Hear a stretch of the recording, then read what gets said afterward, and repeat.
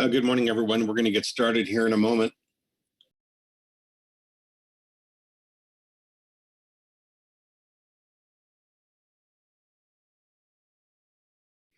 It looks like most everyone is here, so we will get started. I am pleased to call to order the 264th meeting of the Pacific Fishery Management Council conducted via webinar. My name is Mark Gorelnik, and I am the council chair. This meeting is open to the public, and copies of the meeting agenda and other documents used by the council during this meeting are available on the council's website. We encourage members of the public to testify and provide the council with their comments on the issue before the council at this meeting. Please note that the chat feature should be used for technical issues and not to make public comment. To comment on an agenda item, you must sign up on our electronic public comment portal available on the January council meeting webpage, and that portal is now open. After public comment has begun on an item, no more names will be taken to testify. Each person has one opportunity to testify on each agenda item. Testimony on behalf of another person not in attendance will only be allowed within the period allowed for the person in attendance. Generally, I will limit individual testimony to 5 minutes for individuals and 10 minutes for groups or individuals representing organizations. We have a visual countdown timer that shows your remaining time allotment. Anyone wishing to include written electronic comments in support of your verbal testimony, please submit them in electronic format to the electronic portal when you sign up for testimony. Written comments must relate directly to your oral testimony to be accepted at this stage. After you speak to the agenda item, the comments will be posted and made part of the official record of this meeting. This meeting is being recorded and live streamed over the internet.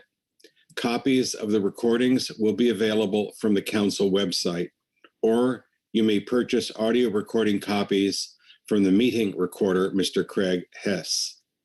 Let me remind council members and others to speak directly into your microphones so that all can hear. Lastly, I ask that council members and members of the audience turn off the sound ringers on their cell phones and mute your connection while the council meeting is in session. At this point, I'll ask our executive director, Mr. Merrick Burden, to call the roll. Good morning, Mr. Chairman and council members. I will call for the roll. Kyle Eddix. Here. Bill Anderson. Here. Danny Evenson.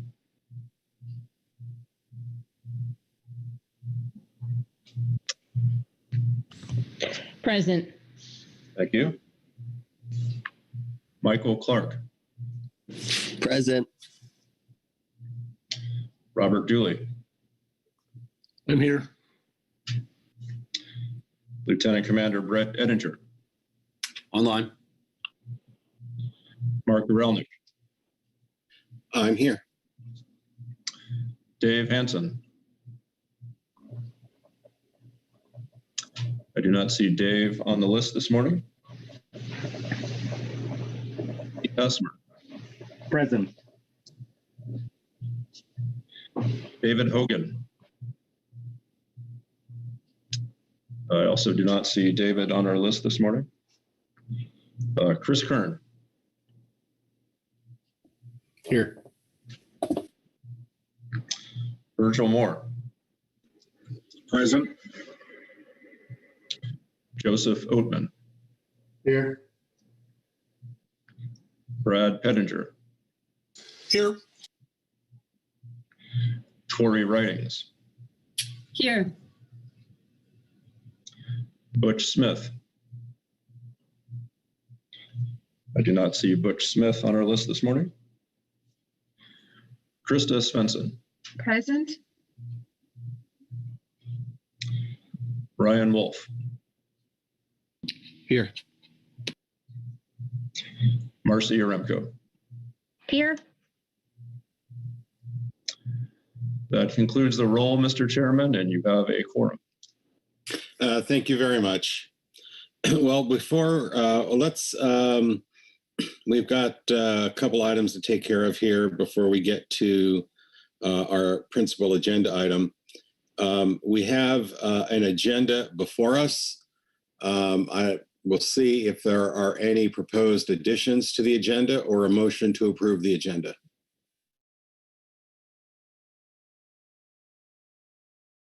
And I'll look for a hand for either. Pete Hassemer, please. Thank you, Mr. Chair. I move that we approve the agenda as printed in agenda item A3, the agenda for this meeting. Thank you. Thank you very much. Is there a second to this motion? Seconded by Bob Dooley. Would you wish to speak to this motion at all, Pete? No. Is there any discussion on the motion or any amendments? Not seeing any hands, I'll call the question. All those in favor say aye. Aye. Aye. Opposed, no. Abstentions? The motion passes unanimously. So we now have an agenda. Thank you. Before we get started with our agenda, I want to turn to our executive director to see if there are any announcements. Yes, thank you, Mr. Chairman. A couple of announcements for you all. As contained in your briefing book, we do have, unfortunately, several obituaries of our friends and colleagues who have left us this year. Don Hansen, Paul Heikela, and Bill James also passed away several days ago. So may they rest in peace. On a brighter note, I'd like to welcome Jessie Dorpinghouse to staff. I think most of you know Jessie from her time helping us all with groundfish management and her deep expertise of groundfish. She joined us earlier this year, at the start of the year. She will be continuing to work on groundfish for us, and we will begin transitioning her to take on more CPS duties as well, given Kerry Griffin's new duties with marine spatial planning and similar. So please take a moment to welcome Jessie. And that concludes my announcements, Mr. Chairman. All right, thank you very much. Yeah, we've had some real losses this year. It's a pretty tough start to 2022. All right, so let us get started with our agenda item B1, and I'm going to hand the gavel to our Vice Chair, Brad Pettinger. Okay, thank you, Chair Grelnick, and welcome everyone this morning. And to get us kicked off here, I'll turn to Robin Elke to get us going on B1. Robin. Thank you, Mr. Vice Chair. Robin Ilke here. This is for agenda item B1 for the Southern Oregon, Northern California Coast Coho Harvest Control Rule final action. So the council and NIPS have been engaged in a public process to develop a harvest control rule for the Sonk Coho since April 2020. The council formed the ad hoc Sonk Coho work group with the primary task of developing a range of harvest control rule alternatives for the council consideration, from which the council would adopt a preferred alternative for recommendation to NIMS. The timeline to complete the work was 18 months, with a final preferred alternative to be considered at the November 2021 meeting. At the June 2021 council meeting, the work group provided a draft risk assessment with several harvest control rules for council consideration. The council provided guidance at that meeting for the work group to focus in part on harvest control rules that include a constant or fixed rate total, which would include ocean and freshwater, exploitation rates that include 0%, which would be absent fishing, and a range of exploitation rates between 7 and 20%. At the September 21 council meeting, the work group provided an updated risk assessment for council consideration that included 10 harvest control rule alternatives. NIMS had given a presentation which drew from the data in the risk assessment and was designed to provide the council with NIMS perspectives and relevant information from the risk assessment for the Sant Coho Evolutionary Significant Unit, or ESU. At that September 2021 meeting, the council provided further guidance to the work group asking that additional information be included. So when we got to the November 2021 council meeting, to help inform the council in its decision-making process, reports and statements were provided by the SONC work group from NIMS, Hoopa Valley Tribe, Yurok Tribe, California Department of Fish and Wildlife, the Salmon Advisory Subpanel, and public comment. All the material from that November 2021 meeting is posted in the briefing book under agenda item F3. And also at that time, NIMS gave a verbal statement that summarized their recommendations given in September 2021 and provided additional comments on fishery implementation and opportunity for potential data and methodology improvements. So still at the November 2021 council meeting, the California Department of Fish and Wildlife moved to adopt recommendations from their supplemental report that are provided in the situation summary here. The council member discussion included input from tribal, Oregon, California, and NIMS representatives. Concerns were raised about the proposed action not being analyzed, that it was outside the range of alternatives adopted for public review and would likely be difficult to implement. The council adopted the recommendations that were contained in the November 2021 agenda item F3A supplemental CDFW report 1. And we included that exact language in the situation summary here itself, which essentially was a exploitation rate or a harvest control rule of 15% with a few implementation recommendations as well. And since the November 2021 council meeting, NIMS requested an emergency council meeting to be held to revisit the council's November action. Following protocols described in the Council Operating Procedure 1, the Council Executive Director, Chair, and Vice Chair coordinated with the voting council members who agreed to proceed with this emergency meeting.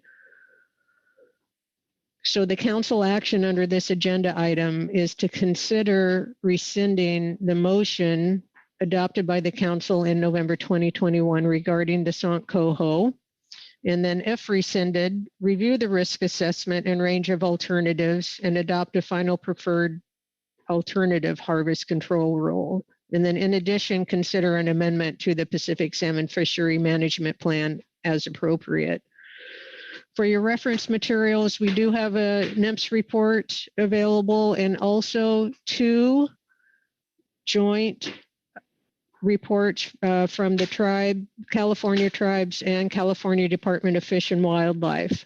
We also have a report from the California Department of Fish and Wildlife and the SAS and the STT.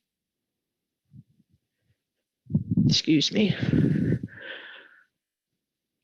And I think that concludes my overview, Mr. Vice Chair.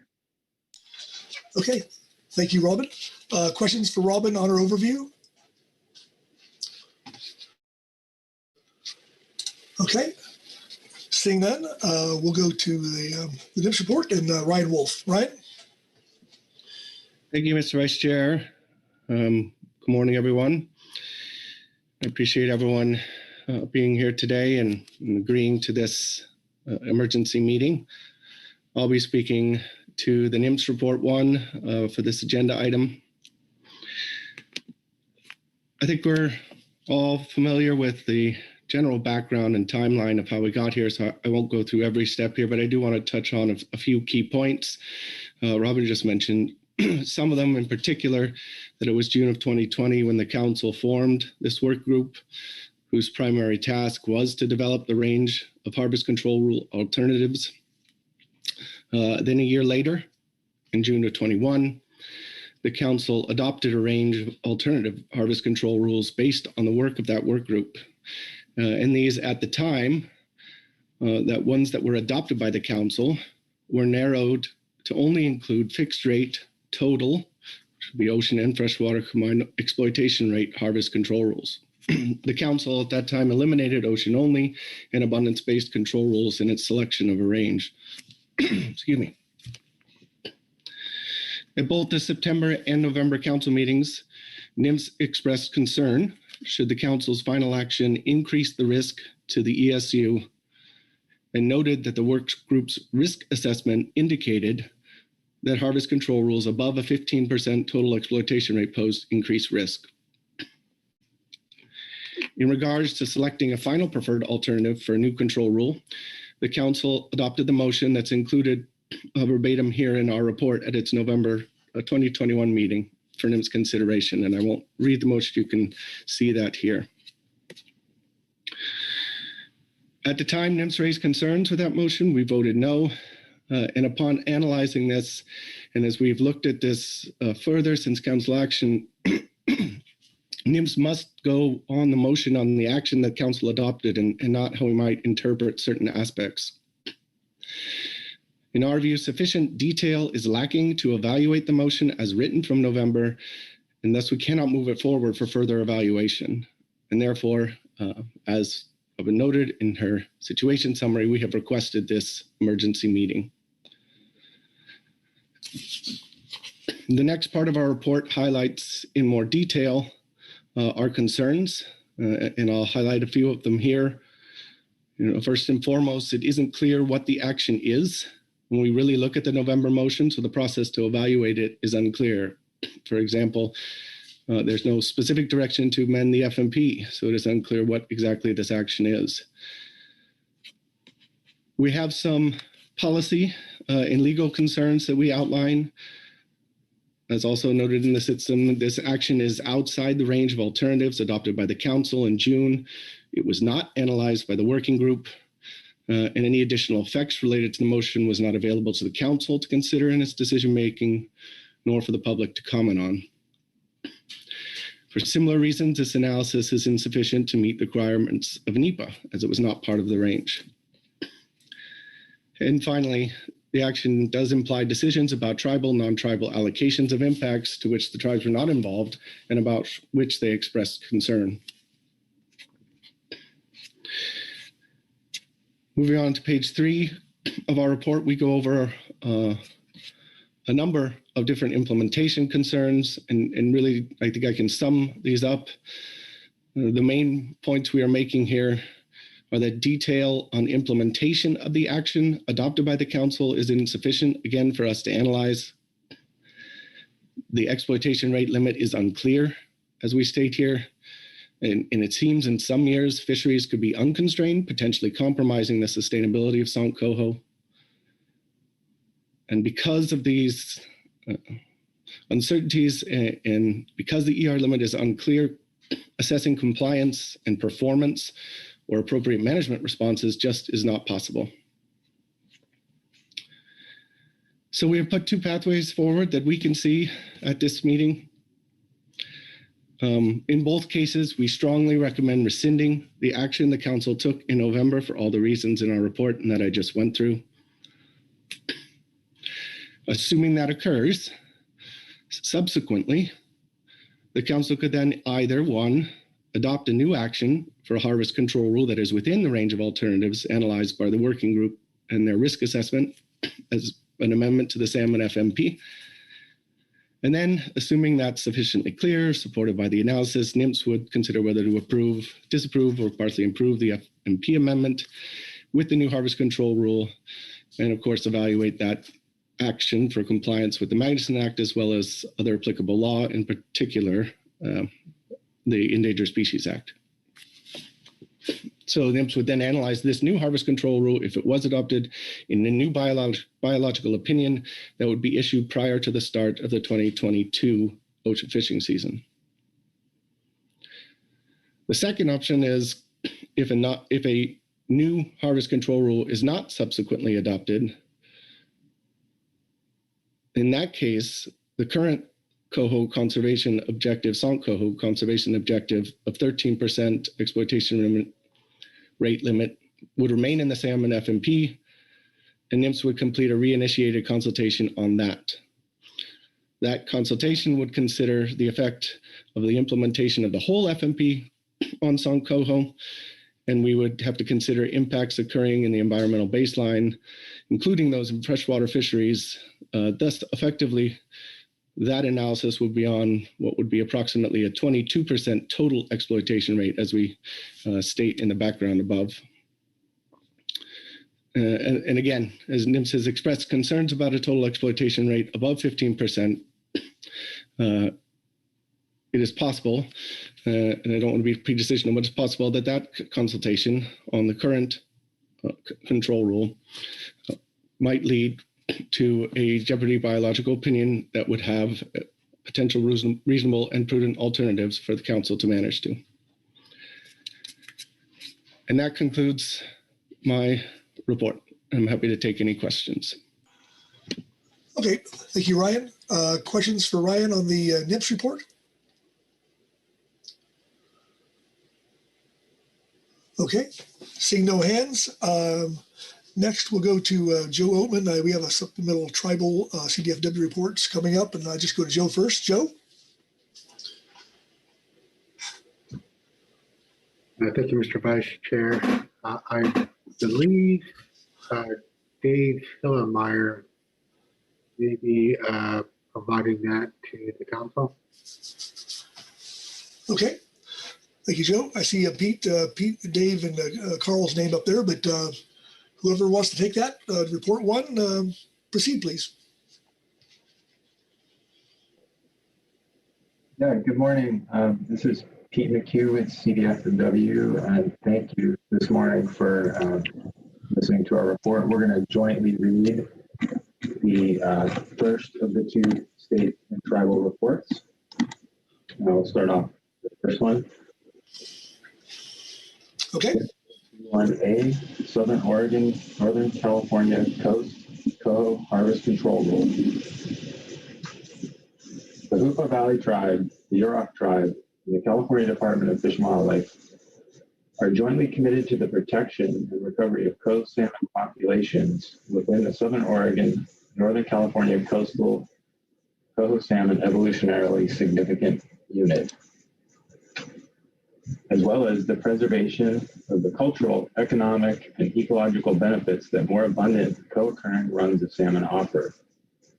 The California co-managers therefore recommend the council select a harvest control rule that is governed by an understanding of both the risk that different harvest control rules pose to the ESU and the multitude of efforts aimed at increasing the resilience of individual populations through habitat, hatchery, and harvest management actions.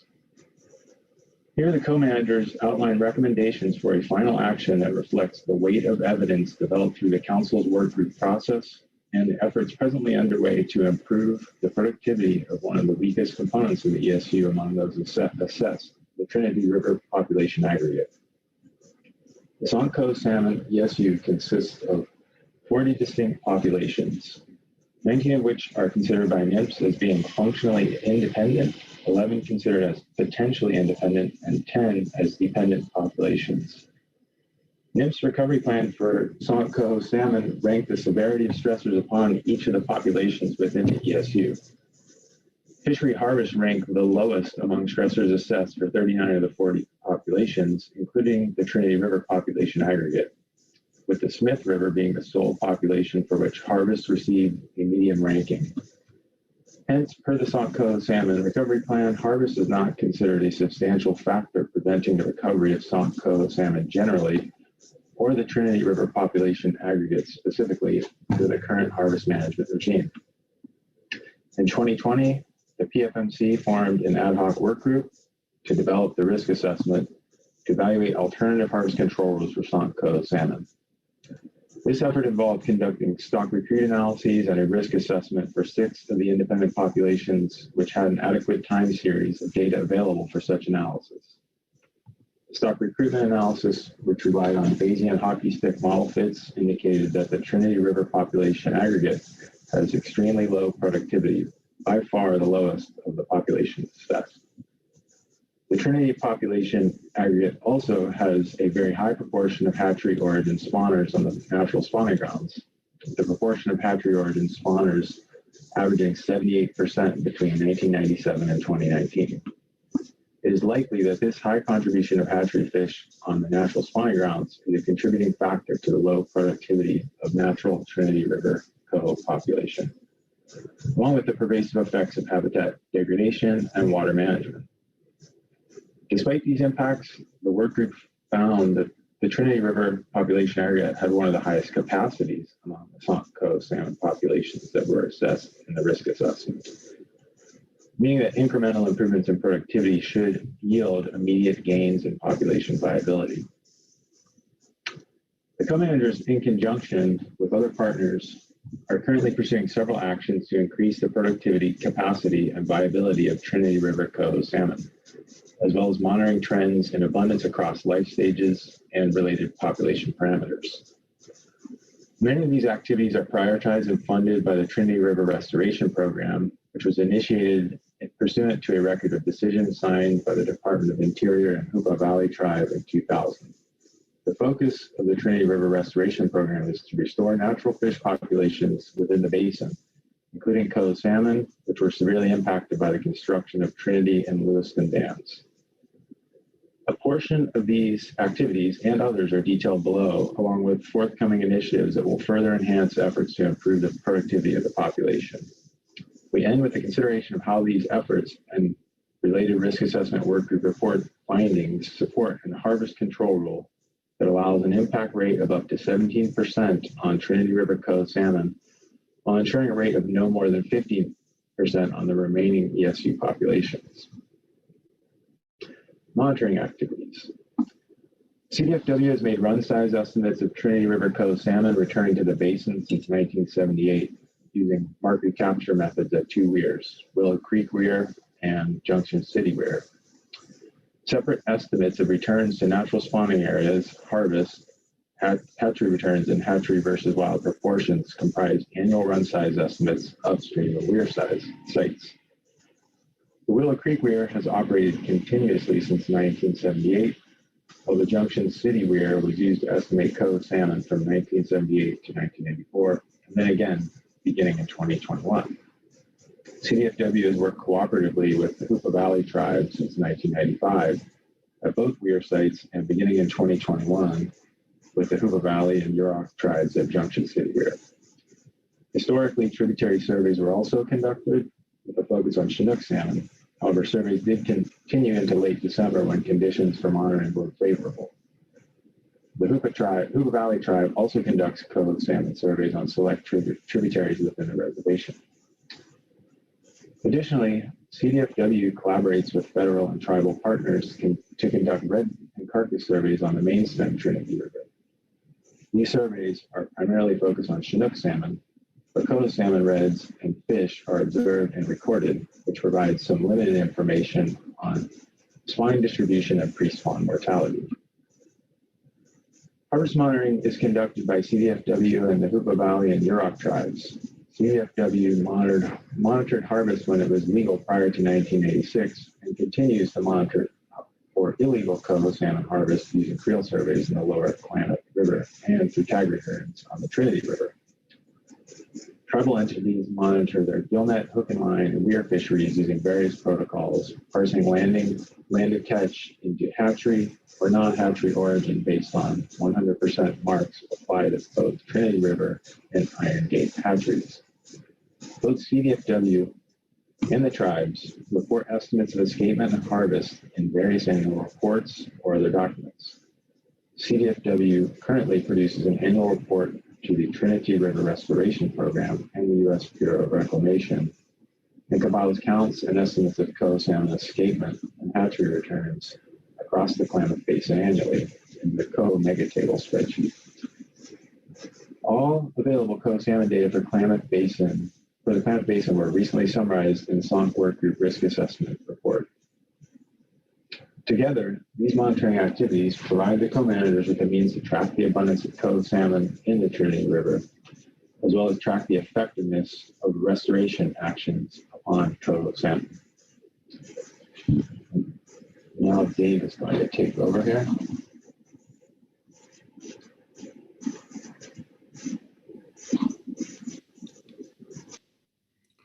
Thank you, Pete. Can you hear me? Yes. We can. Thank you. In 2019, NIMS approved a hatchery genetic management plan for the operation of the Trinity River Hatchery, TRH. A primary focus of the HGMP is for the natural environment to drive natural selection for the Trinity population aggregate, rather than the hatchery environment driving the selection process and resulting in domestication. Pursuant to the HGMP, efforts were initiated in 2021 to incorporate more natural origin fish into the broodstock at TRH by trapping and transporting these natural origin fish from an upper river trap to Trinity Hatchery. It is expected that increased use of natural origin fish as broodstock at TRH will provide for a population that has undergone increased natural selection in the wild, thereby being more fit to survive in the wild and having increased productivity relative to what was determined by the risk assessment. Coho salmon have been reared at this facility since its inception in 1964. Early attempts to raise coho salmon had limited access, so stocks from Washington, Oregon, and California were obtained to supplement production. No such transfers have happened since the 1970s. Coho released from TRH were initially coated wire tagged in low fractions in the 1980s to the early 1990s. With the federal listing of SONC ESU, CDFW started marking 100% of the production with the right maxillary clip. Coho produced at Iron Gate Hatchery are similarly marked with a left maxillary clip. This allows basin researchers to identify hatchery stocks and wild stocks independently. In 2013, due to the lack of an approved hatchery genetic management plan for listed coho salmon, production was reduced from 500,000 yearlings to 300,000 yearlings. This interim measure was intended to reduce the deleterious effects of domestication selection on the natural origin population. A hatchery genetic management plan was developed and approved by NOAA in 2019 and includes prescriptive measures for enhancing both wild and hatchery populations of coho salmon and metrics for informing future production levels. Measures include incorporation of wild broodstock captured at the Junction City weir, evaluation of population metrics such as proportional natural influence, run size, hatchery survival metrics, and proportion of hatchery origin broodstock on the natural spawning grounds, and associated take limits. Additional prescriptive measures guide hatchery operations and implementation of monitoring. These measures include genetic-based monitoring, mate pairing ratios, and ponding densities for hatchery operations, as well as methods of collection, handling, marking, and release of fish in juvenile and adult trapping operations for monitoring activities, among others. These measures are intended to reduce the effects of these actions on both natural origin and hatchery origin fish, and as the integrated population moves toward greater influence of natural origin genetics, these actions are expected to provide greater benefit to natural origin production and overall production of coho salmon in the wild. Coho salmon populations are to be evaluated periodically to assess current and future hatchery production goals. Off-site collection of natural origin broodstock for use at Trinity River Hatchery began in 2021 and is intended to improve fitness of populations by increasing the proportion natural influence and reducing domestication at TRH. The natural origin broodstock collection effort at the Junction City weir is a collaborative effort between CDFW, the Hoopa Valley Tribe, and the Yurok Tribe. Removal of hatchery origin coho salmon at the integration weir site will also be implemented to further enhance the proportion natural influence. The integration weir may also be used to estimate both hatchery and natural origin coho salmon abundance in the integrated reach above the North Fork Trinity River. Steelhead production at Trinity River Hatchery was also reduced by 44% in 2014 in the interest of addressing theoretical predation risk imposed upon natural origin coho salmon juveniles by hatchery release steelhead. Hatchery practices to encourage rapid steelhead outmigration timings, such as diet and rearing conditions, have also been implemented to this end. The Yurok tribe, in association with CDFW, have been planting carcasses collected from Trinity River hatching spawning activities into tributaries with few natural returns to increase the distribution of marine-derived nutrients through the Trinity Basin. Increased carcass distribution is planned for future years with the additional aid of the Hoopa Valley tribe. Now a little bit about freshwater habitat actions. Additional efforts underway to increase productivity of the natural Trinity River population aggregate include a substantial restoration program. The Trinity River Restoration Program includes habitat restoration in the main stem and to a lesser degree the tributaries, variable flow management that includes increased flows, and sediment management in the main stem river. All these restoration activities are subject to review through monitoring and an adaptive management program. Several of the main stem restoration projects have resulted in improved conditions for coho salmon by providing habitats such as side channels and off-channel ponds. Since the formation of the Trinity Restoration Program in 2000, state, federal, and tribal partners have collaborated to implement in-stream restoration projects in the 40 miles of the main stem Trinity River downstream of Lewiston Dam. These projects include flow management, coarse sediment augmentation, and tributary restoration efforts to benefit juvenile salmon and steelhead. Of the 47 sites originally identified in the year 2000, 34 have been completed. Specific design elements that benefit rearing juvenile coho include low velocity floodplain habitat, addition or augmentation of side channels and backwater alcoves, construction of off-channel ponds, and addition of large woody debris and enhancement of riparian vegetation. Gravel augmentation enhances adult spawning habitat and improves habitat for benthic microinvertebrates, food resources. Tributary restoration has largely been focused on barrier removal to improve access to spawning and rearing habitat and road decommissioning to reduce fine sediment impairment. Restoration work in the tributaries to the Trinity River are primarily focused on coho salmon and steelhead because tributary habitat is used more by these species as compared to Chinook salmon. The Trinity River Restoration Program annually solicits $500,000 worth of watershed improvement contracts with a priority placed on coho salmon. The Hoopa Valley tribe has completed significant habitat restoration in the lower reaches of the two anadromous tributaries on the Hoopa Valley Reservation to improve habitat quality and connectivity for the benefit of juvenile and adult natural coho salmon. These efforts are to be complemented with the introduction of artificially propagated coho salmon from the Hoopa hatchery facility described earlier, with the intent being to restore viable populations of locally adapted coho salmon in the lower Trinity River. And with that, I'm going to turn it over to Carl of the Hoopa Valley tribe.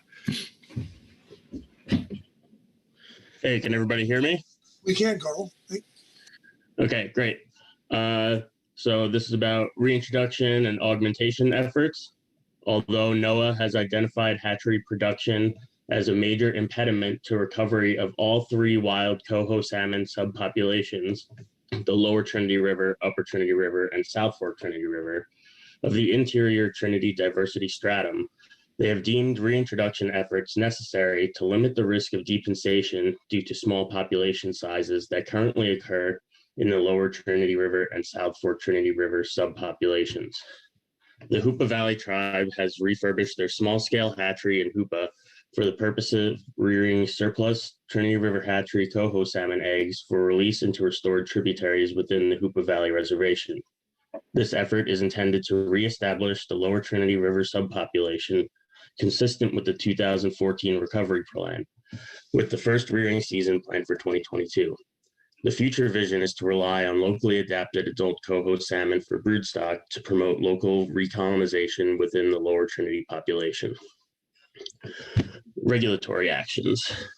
The state has prohibited the retention of coho salmon in all sport and commercial fisheries since the SONC ESU was federally listed in 1994, as well as implemented additional small area closures at stream mouths and near weirs to reduce catch and release mortality. Compliance with these protections is monitored and enforced by the CDFW Law Enforcement Division.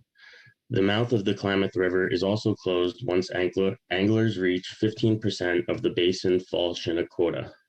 While this closure is focused on fall Chinook harvest, it essentially closes this area to sport angling prior to the arrival of coho salmon in many years, further reducing catch and release mortality. Starting in 2017, CDFW liberalized daily bag and possession limits for brown trout and authorized the Hoopa Valley tribe to sacrifice brown trout caught at weirs to reduce their population size, thereby reducing predation and competition impacts to native salmonids, including coho salmon. The Yurok tribe has instituted coho salmon protection measures that include partial weekly closures to their fishery during coho salmon migration periods since the early 1990s, prior to when sonic were listed under the ESA. The lake and streambed alteration permitting process and various reviews under the California Environmental Quality Act of projects affecting aquatic environments conducted by CDFW prescribe avoidance and mitigation measures to ensure minimal take of coho salmon. The Hoopa Valley tribe has operated a selective harvest weir on their reservation since 2016, which included harvest of hatchery origin returning coho salmon. Reducing hatchery origin recruits' presence on natural spawning grounds is intended to increase the fitness of the natural spawning population by reducing any potential negative genetic influences created through the hatchery production process. Future actions under consideration by co-managers. These concepts potentially offer multiple benefits to coho salmon, including monitoring efficiency and breadth, reduction of handling stresses, improvement of the integration of natural origin coho salmon into Trinity River hatchery broodstock, reduction of hatchery origin influence in natural spawning populations, and expansion of our knowledge base. Juvenile outmigration timing studies, which have already been approved and funded by the U.S. Bureau of Reclamation to occur in 2022. This study will improve our understanding of juvenile outmigration timing for both hatchery and natural origin Trinity coho, as well as aid in the evaluation of how Trinity River hatchery coho release strategies influence juvenile hatchery origin migration rates. Trinity River hatchery infrastructure improvements and modernization, a process which began in 2021. This action would repair and modernize the aging Trinity River hatchery facility practices with the intent to increase hatchery efficiency, improve fish health, and reduce the environmental impacts on the Trinity River. 100% adipose clip coated wire tag marking at Trinity River hatchery and potentially Iron Gate hatchery. A right maxillary clip has been applied to 100% of coho salmon smolts released from Trinity River hatchery since 1996. Co-managers have been actively reviewing the utility of this mark compared with 100% adipose clip coated wire tag of Trinity River coho. Implementation of coated wire tagging on Trinity coho would improve the ability to quickly determine if fish are of hatchery or natural origin. Maxillary clips can be confused with hook scars in adults and can be missed on juveniles during out-migrant monitoring. Adipose clips are more easily seen and commonly recognizable during surveys while monitoring fishery harvest. Overall, researchers and fishers outside of the Trinity Basin will be able to identify Trinity River hatchery coho salmon as hatchery origin due to the widespread use of adipose clips as a hatchery origin identifier. Looking for alternative marks is not common practice in surveys occurring outside of the basin. Contemporary information on the temporal and spatial distribution of Trinity River hatchery coho salmon could also be obtained from current marine fishery sampling of directed salmon fisheries or sampling of bycatch and other fisheries. Use of the AutoFish automated marking and tagging systems would improve hatchery efficiency and likely reduce handling stress, as marks would be applied at a younger age without need for bone excision. As previously stated, implementation of coated wire tagging for Trinity River coho would conform with the standard currently employed throughout the West Coast. The consolidation of Willow Creek and Hoopa Weir operations. This action would reduce the number of migration barriers encountered and potential handling stress on natural origin coho salmon. This potential action would also consolidate management effort. In addition, utilization of a more flow-tolerant resistance board design could lead to a more protracted season of operation. Having a jointly managed weir that is staffed 24/7 during the operation season allows fish passage during periods of weir openings to be estimated by incorporating observation and counting protocols, potentially increasing the accuracy of run size estimates. Relocation of Junction City Weir to North Fork Confluence and replacement with floating weir design. This action would allow for the representation of additional Upper Trinity natural origin broodstock in the Trinity River Hatchery Coho program and allow for the removal of hatchery origin fish from the system, which might otherwise have dispersed into creeks or spawned in the main stem downstream of the current Junction City weir location. The more flow-resistant floating weir design may also provide higher resilience during high runoff periods. Planting of fingerling coho in tributaries that have historic but no current spawning populations. This would imprint juveniles on underutilized streams in hopes of jumpstarting naturally reproducing populations. Furthermore, this practice would encourage natural selection processes during juvenile rearing and reduce domestication effects, as well as reduce feed and other rearing costs for the hatchery compared to rearing to smolt stage. Increase efforts to enumerate natural and hatchery origin fish on spawning grounds. Increased spawner surveys on main stem, Trinity, and tributaries would help co-managers better understand the status of Trinity coho and the presence of hatchery fish on the spawning grounds. Use of semi-natural rearing conditions at Trinity River Hatchery and the Hoopa Tribal Facility, and addition of live feed supplements. Artificial habitat structure in hatchery raceways and the addition of a live invertebrate diet supplement could help reduce the domestication effects of hatchery production. And now I will pass the mic back over to Pete. Thank you, Carl. The final section here, population status and harvest control rule alternatives. Currently, per modeling conducted for the risk assessment, the prognosis for the natural Trinity River coho salmon population is not good. This population was estimated to have a 64% probability of going extinct within the next 20 years, even if there are no fishery impacts upon the population and with a modeled stray subsidy. While the Trinity River hatchery has likely contributed to the low productivity of the natural Trinity stock, it is also likely that Trinity River hatchery serves as a buffer for the stock via straying, as the above mentioned ongoing efforts to improve the productivity of the stock continue. The Trinity River stock typically receives more harvest impacts than the rest of the Sant coho salmon ESU populations, owing to its more interior location and the sequence of the ocean and downstream fisheries. In addition to the ocean fishery impacts and the lower Klamath River fishery impacts, the stock is also subject to harvest in the Trinity River itself, unlike the rest of the Sant coho salmon populations.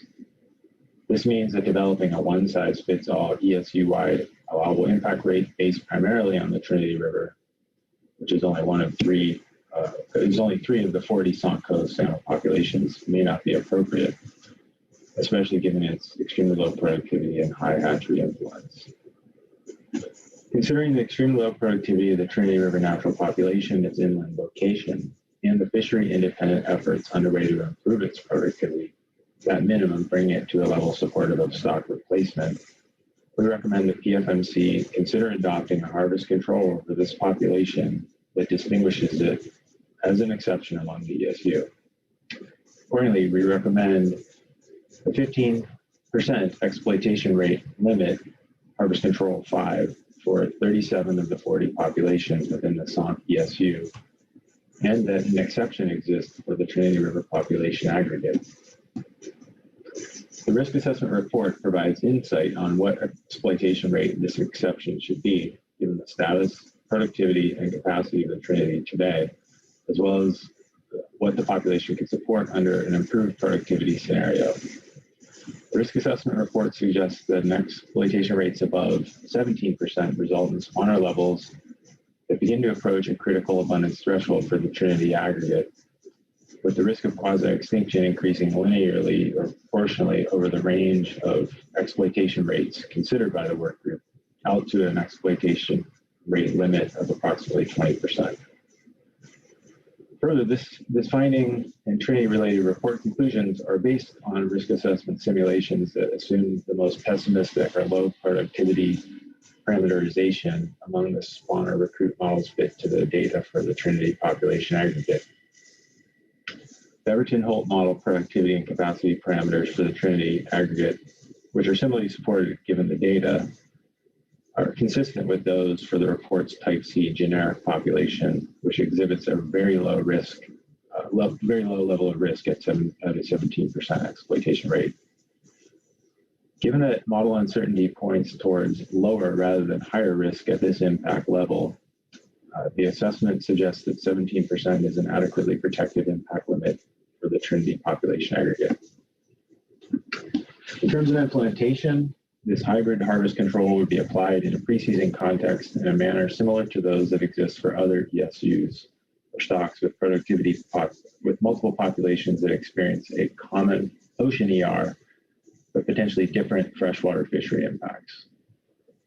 For the specific populations considered by the work group, this means demonstrating that under the season's proposed fisheries, the projected total exploitation rate for each freshwater creek, the Klamath Basin's Scott River, Shasta River, and Bogus Creek populations, and the Rogue River population aggregate is below 15%.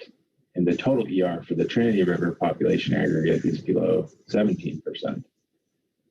For all populations, ocean impact projections would be estimated using Coho-Fram, whereas freshwater projections would be estimated using the best available methods for each population. It is anticipated that a 3-year postseason average exploitation rate obtained from run reconstructions will suffice in the absence of terminal fishery models or other methods.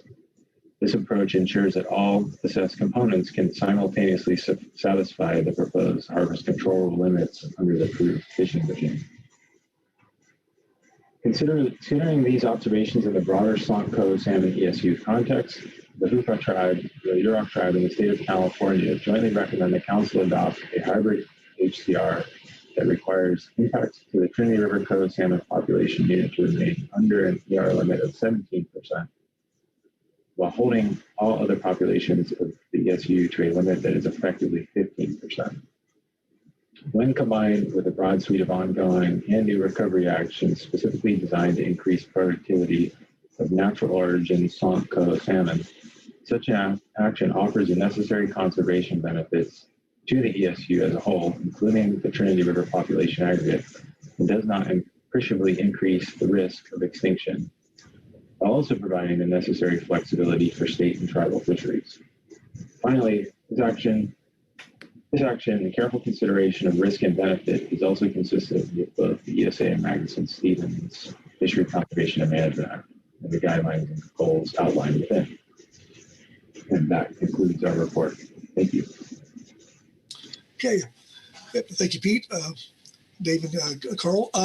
Questions on Joint Tribal CDFW Report 1? Okay. Pete Hassemer. Pete? Thank you, Mr. Vice Chair, and thanks to all who presented that report and contributed to it, provided some clarity on a number of things. But I was left with just one question here. At the top of page 8, part of what was just going through, it says, trying to look over and read it. It says that given that model uncertainty points towards lower rather than higher risk at this impact level. And my question relates to model uncertainty. The paragraph there just contrasts the Beverton-Holt and the hockey stick stock recruit models. Is there other model uncertainty that is also brought in that says the analysis points to a lower level of risk for the population at 17%, or is it just contrasting two different stock recruit models? Thank you. And I'll address that question. Thank you, Mr. Hausmer. So what that captures is primarily the two types of spawner recruit models that were fit. But in addition to the method, the two variations on model form, there are also two different approaches to fitting models, a Bayesian and a least squares. And the parameters are similar in both of the statistical methods, but the fits were really the primary basis for difference there. And just to elaborate just slightly more, in particular, the productivity parameters are generally higher for all of the other fits than what we ultimately used in model simulations. The capacity parameters varied somewhat, but are all still high relative to what the other populations had. Thank you. Thank you, Pete. Chris Kern. Chris? Thanks. I had a couple questions on the weir discussions on the bottom of page 6, carrying over to, I guess, top of page 7. Would it be possible for somebody to briefly just talk about the current functions or purpose of the Willow Creek and Hoopa weirs? Maybe a little bit about the notion of consolidation, and then also the relocation of the Junction City weir, sort of its current purpose versus what the modification would do. I'm not looking to, get the full complete rundown from A to Z on it, but if it's possible to kind of briefly summarize that, it'd be helpful to me, I think.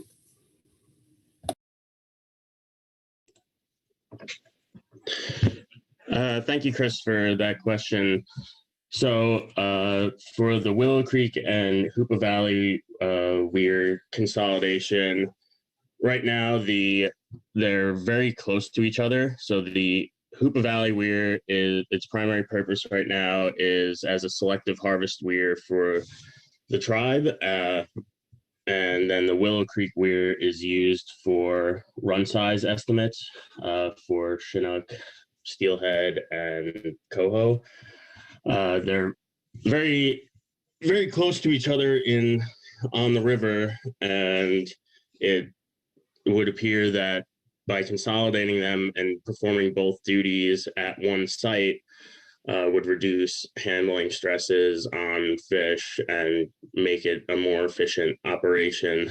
The idea being that the Willow Creek weir operations would take place at the Hoopa weir, which is a resistance board style weir, which goes up and down with the flows and is generally a bit more resistant to high flow events, and could potentially,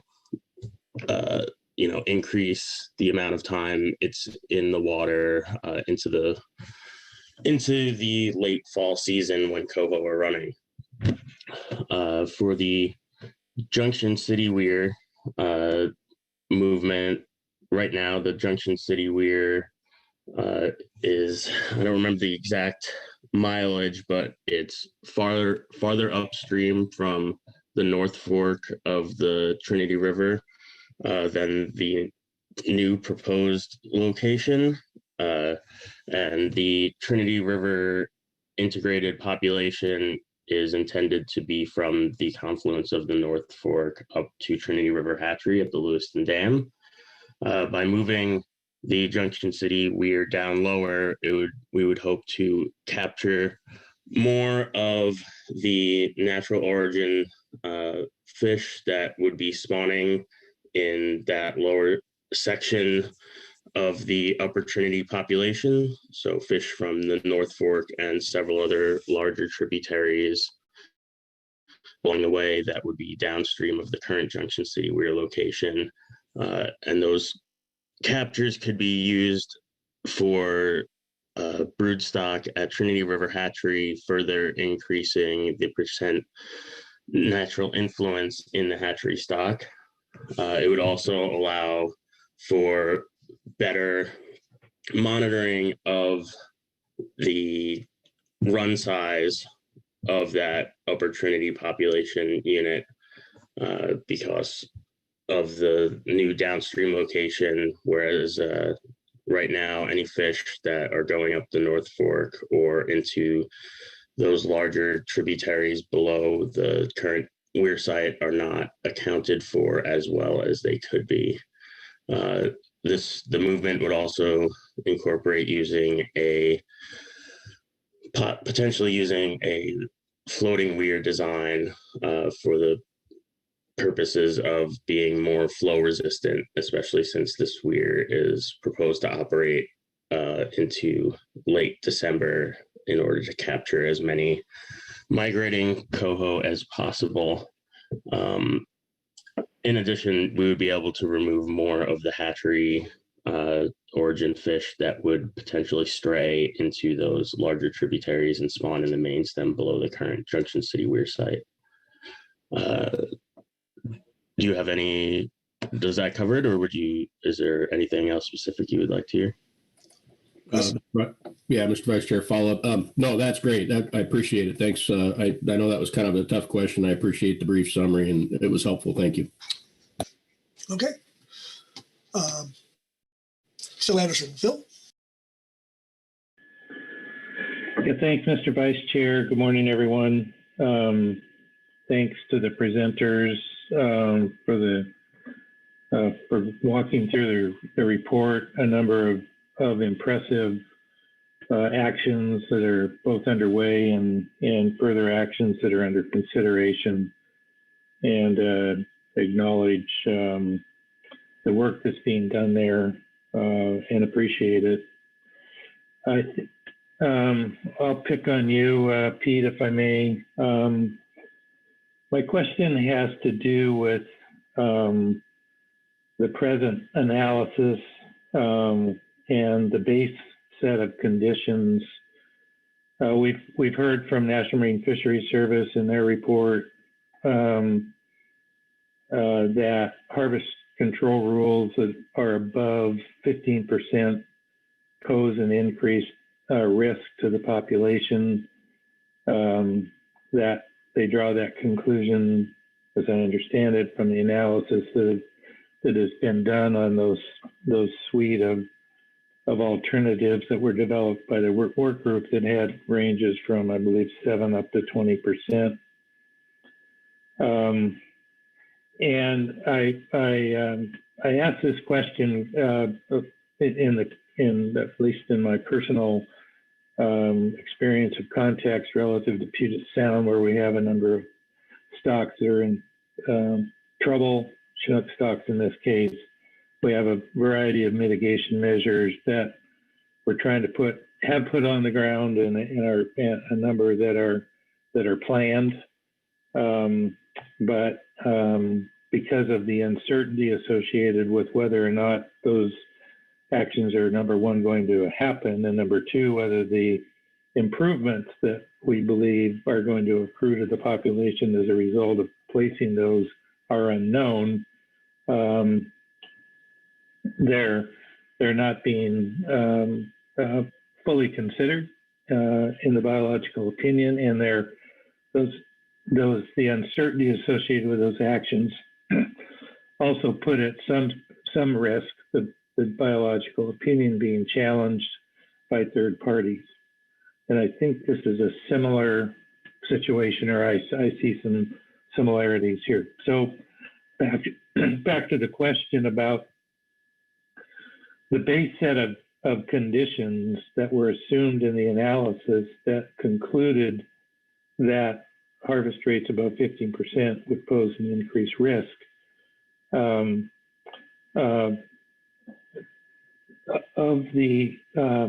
Are there things that included in this report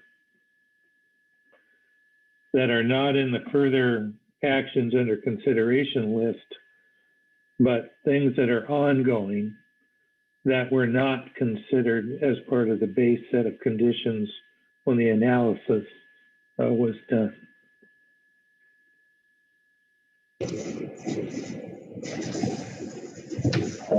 Thank you. That is an excellent question, and one that we have reflected on since the time we completed this report that we just read into the record, and have actually put together some additional documentation in that second joint report, which will be addressed here in a little bit. But to sort of directly to the question, the answer is, to some degree, yes, there are some conditions on the ground that were not captured in the data that was available at the time that the risk assessment was assembled.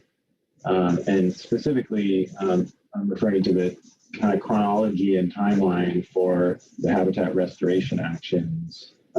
Our work group data set ended with the 2016 brood year.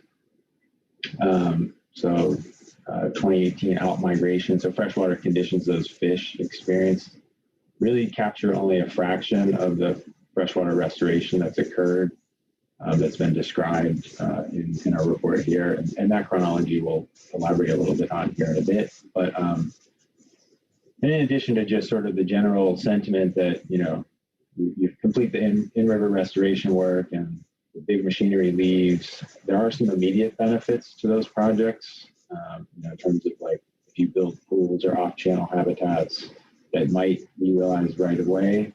Some of those things actually take, you know, several years to manifest the benefits to be reflected in the population data, whether it's, you know, flood flows that cause the channel to reshape and form with those new features, or the regrowth or growth of riparian vegetation offering cover and shade and thermal benefits and that sort of thing. So I guess the shorter answer to the question is there are things that have happened that couldn't quite be reflected in the data that we had available when we built the spawner recruit model fits.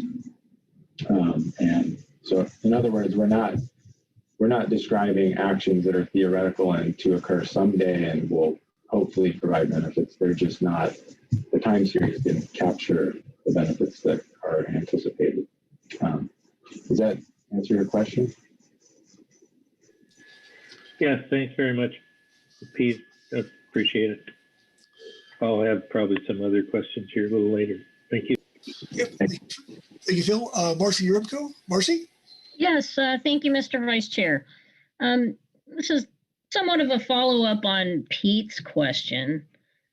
The joint report discusses the risk of extinction and that it's relatively high for the Trinity population, and that the difference in the projected likelihood of extinction in that range of total exploitation rates between 15 and up to 20% is the values are quite similar at the 15% ER as well as 16, 17 and up through 20%.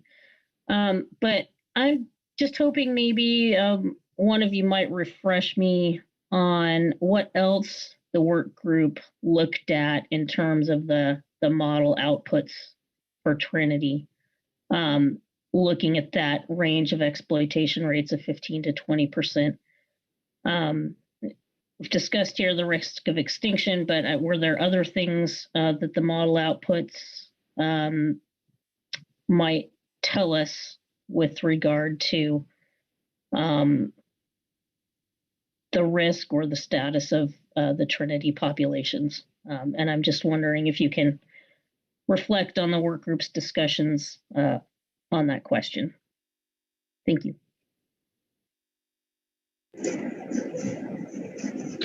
And I can take a first stab at this, and Dave or Carl, if you want to jump in as well. But first, thank you very much for the question. And the answer is yes, we did look at other performance metrics or population performance metrics in addition to extinction risk, which is sort of the primary metric that we're talking about.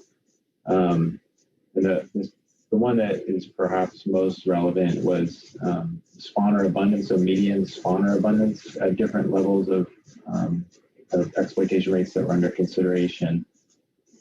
And for the Trinity River population aggregate, we compared that number to the critical risk threshold, which is sort of this level of spawner abundance. You don't want to go below if you can avoid it. And across that range, so this is sort of separate or complementary to quasi-extinction risk or extinction risk.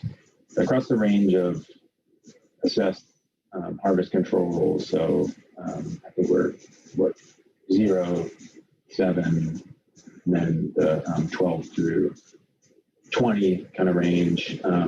We were above that for that metric in all of those scenarios, and it wasn't until you get out to basically 20% that you're starting to dip below that critical risk threshold. And even within that range of say 13 to 20, the sort of responsiveness of that performance metric was very limited. So that was the sort of other complementary metric that we looked at and kind of how it informed what we think is a rate that is characterizing our recommendation. Does that answer your question? Yes, it does. Thank you. Okay. Thank you, Marcy. Ryan Wolf, right? Yeah, thank you, Mr. Vice Chair, and thank you to you all for this thorough and comprehensive report. I had a question on the hatchery management section. I know Dave read that, but I'm not sure who wants to answer this, but it's my understanding that the Trinity Hatchery Program is having difficulty right now collecting enough natural origin fish for broodstock to meet the P&I goals, and also experiencing very high mortality currently. So I'm wondering if since I don't see that written anywhere in this report, I'm wondering if there's anything being done to address those issues or any expected time frame regarding that so that the program as being implemented currently would meet the goals that you've outlined here in this report.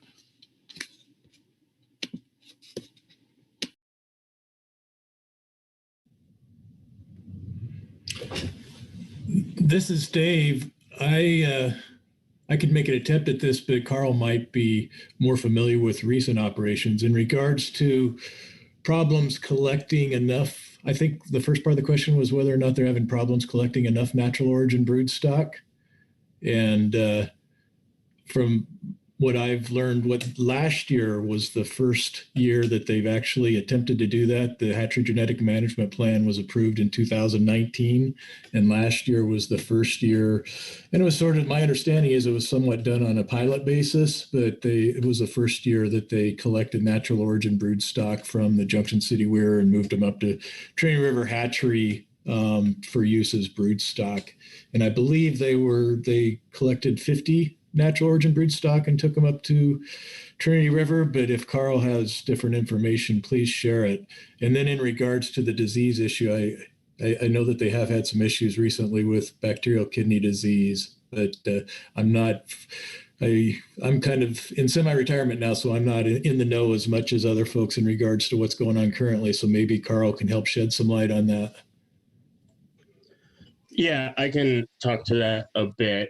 So in regards of, having trouble collecting enough natural origin broodstock at the hatchery, it is true the population of fish going up there is a high proportion of hatchery origin fish, and a lot of the natural production and spawning on the spawning grounds is typically of hatchery origin fish that have either strayed or into tributaries or stayed on the spawning main stem spawning grounds and not used in the hatchery.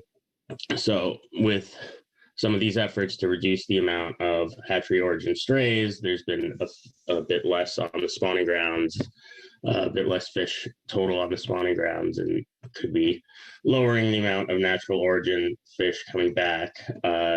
So with the introduction of collections at the Junction City Weir, which just started this year, we're hoping to be able to boost the amount of natural origin fish in the broodstock collection efforts by getting any natural origin fish that might have not made it all the way up to the hatchery on their own, might have stopped beforehand, so that they can be incorporated into the mating program and increase the PNI of the hatchery stock.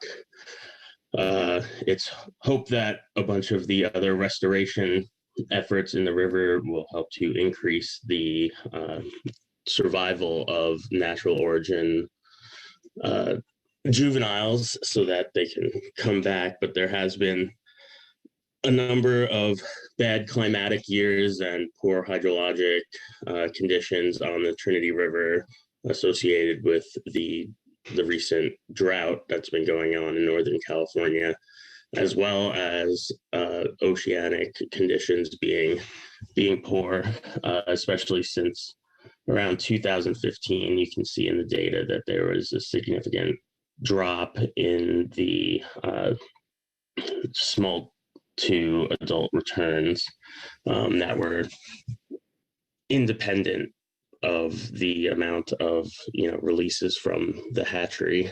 So hopefully if the climatic conditions improve a bit and with some better water years, we'll hopefully have some better survival of the natural origin fish. And with the incorporation of the Junction City weir, or potentially the movement of the Junction City weir closer to the North Fork for broodstock collection, we'll be able to increase the amount of natural origin fish that we can collect to incorporate into the hatchery program in order to increase the PNI. As far as the diseases and survivability of the broodstock at Trinity River Hatchery, there was a high level of bacterial kidney disease encountered this year and in other previous years. The bacterial kidney disease is pretty much in these fish from when they're juveniles. The hatchery takes a lot of precautions to ensure that their rearing populations at the hatchery do not have bacterial kidney disease by pretty much, if the parents are tested and come up positive, those egg lots are dumped in order to prevent the juvenile population in the raceways from having bacterial kidney disease. But the BKD is in the natural rearing population, and these fish live with the disease. It's a very slow chronic infection, and so for the most part, the fish can survive and return. But if environmental conditions such as water temperature, food availability, or anything like that go the wrong direction, the disease kind of proliferates, and then you have a lot more issue with the spawners dying of this disease before they get spawned. This year, there were very high water temperatures in the upper river, especially coming into the hatchery because of the the reservoir above Lewiston Dam is significantly depleted and the water temperatures are higher. There is supposed to be a temperature control device for the intake at the hatchery, but that device is broken and has not been fixed. There's also been other issues of the water coming into the hatchery, of a lot of broken and outdated pieces of equipment that are hindering the hatchery staff's ability to keep the water at good temperatures, which allows for the proliferation of diseases at the hatchery and subsequent low survival of the broodstock while they're holding and waiting to ripen up. This year, or I guess last year, they started the process of reviewing the hatchery infrastructure, and we have a consulting firm that has come to the hatchery and is writing up a review and with recommendations for improvements that need to be made in order to make the facility operate at a level conducive to what we need. And so over the next several years, there's going to be significant infrastructure improvements at the hatchery, which should improve water quality and temperature, and hopefully increase survival of our brood stock and be better for fish health overall of the rearing population. So we've been at the recent hatchery technical team meeting, we discussed a lot of these issues that we were having, and even there were some issues with the eggs that could be potentially linked to detrimental water temperatures and things like that. But a lot of the issues point to poor, what would you call it?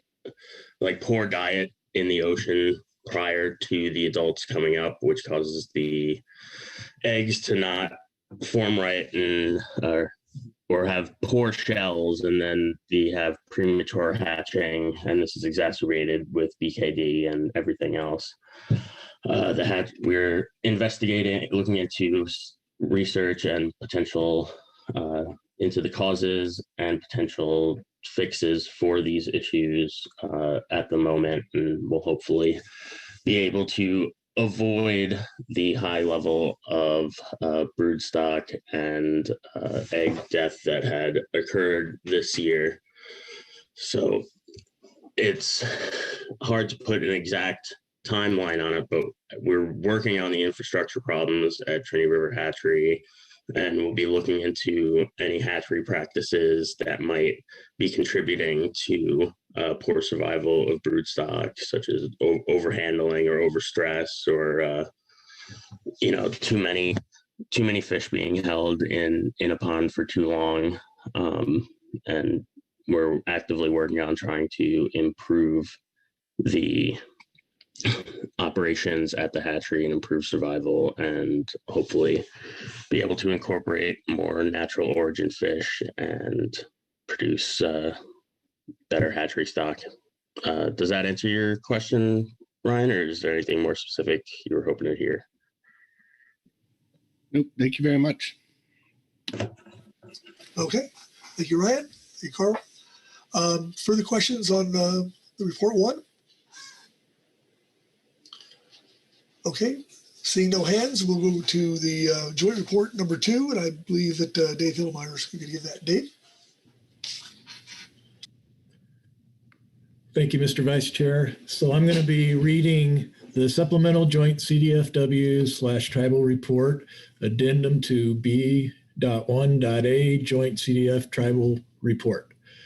The recommended two-pronged harvest control rule summarized in the January 2022 briefing book's Joint Tribal CDF report emphasizes the important role that freshwater actions play in the future recovery of coho salmon in the Trinity Basin. This report identified a suite of actions that will benefit Sonk coho, but offered little detail on the chronology of project completion and the associated population benefits for projects that are already done, are in progress currently, or are slated for the near-term future.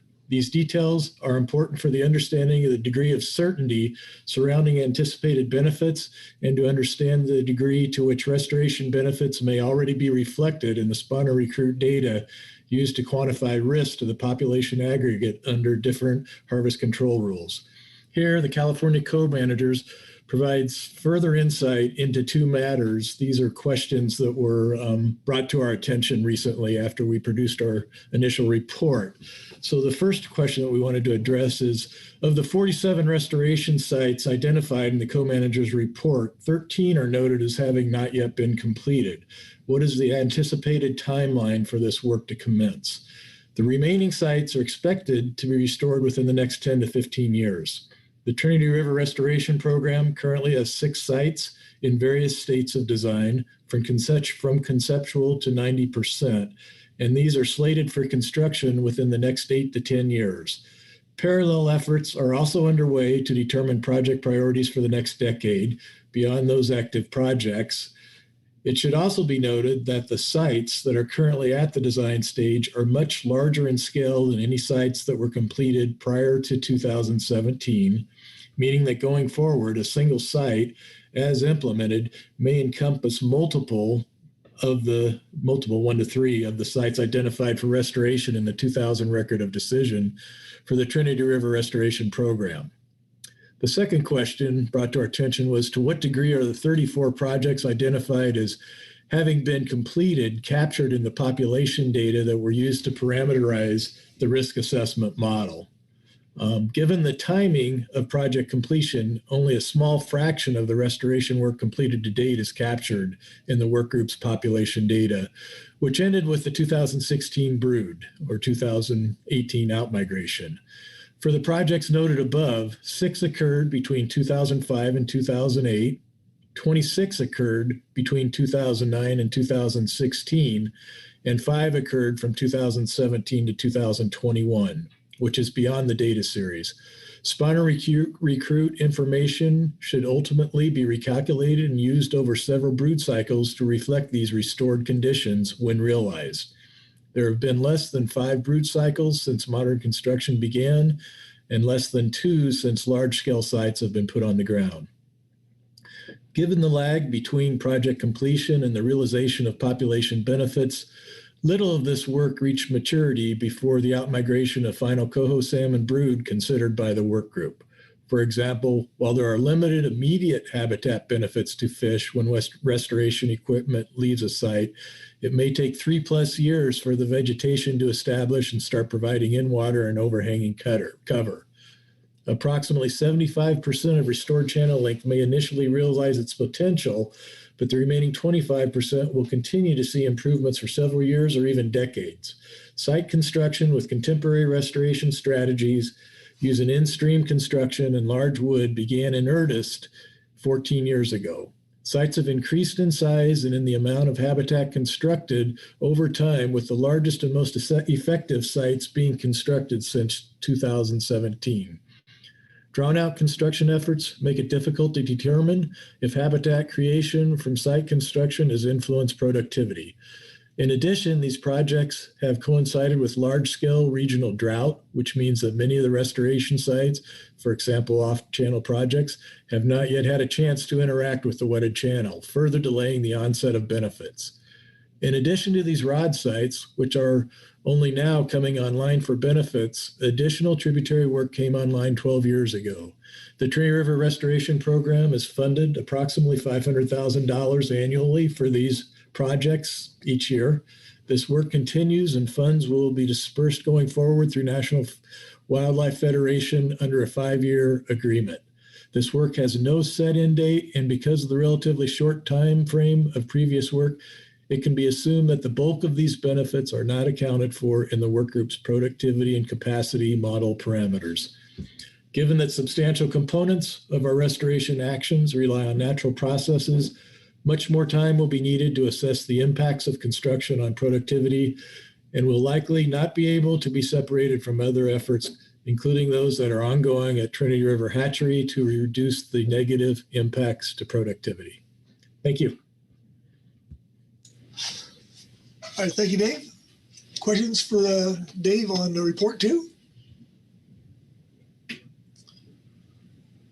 Okay, very good. Thanks, Dave. We've been at this for almost an hour and a half, so I think that that might be a good time to break and come back at say 9:40, and we'll start off with supplemental CDF report, CFW report 1. So we'll see you then at 9:40.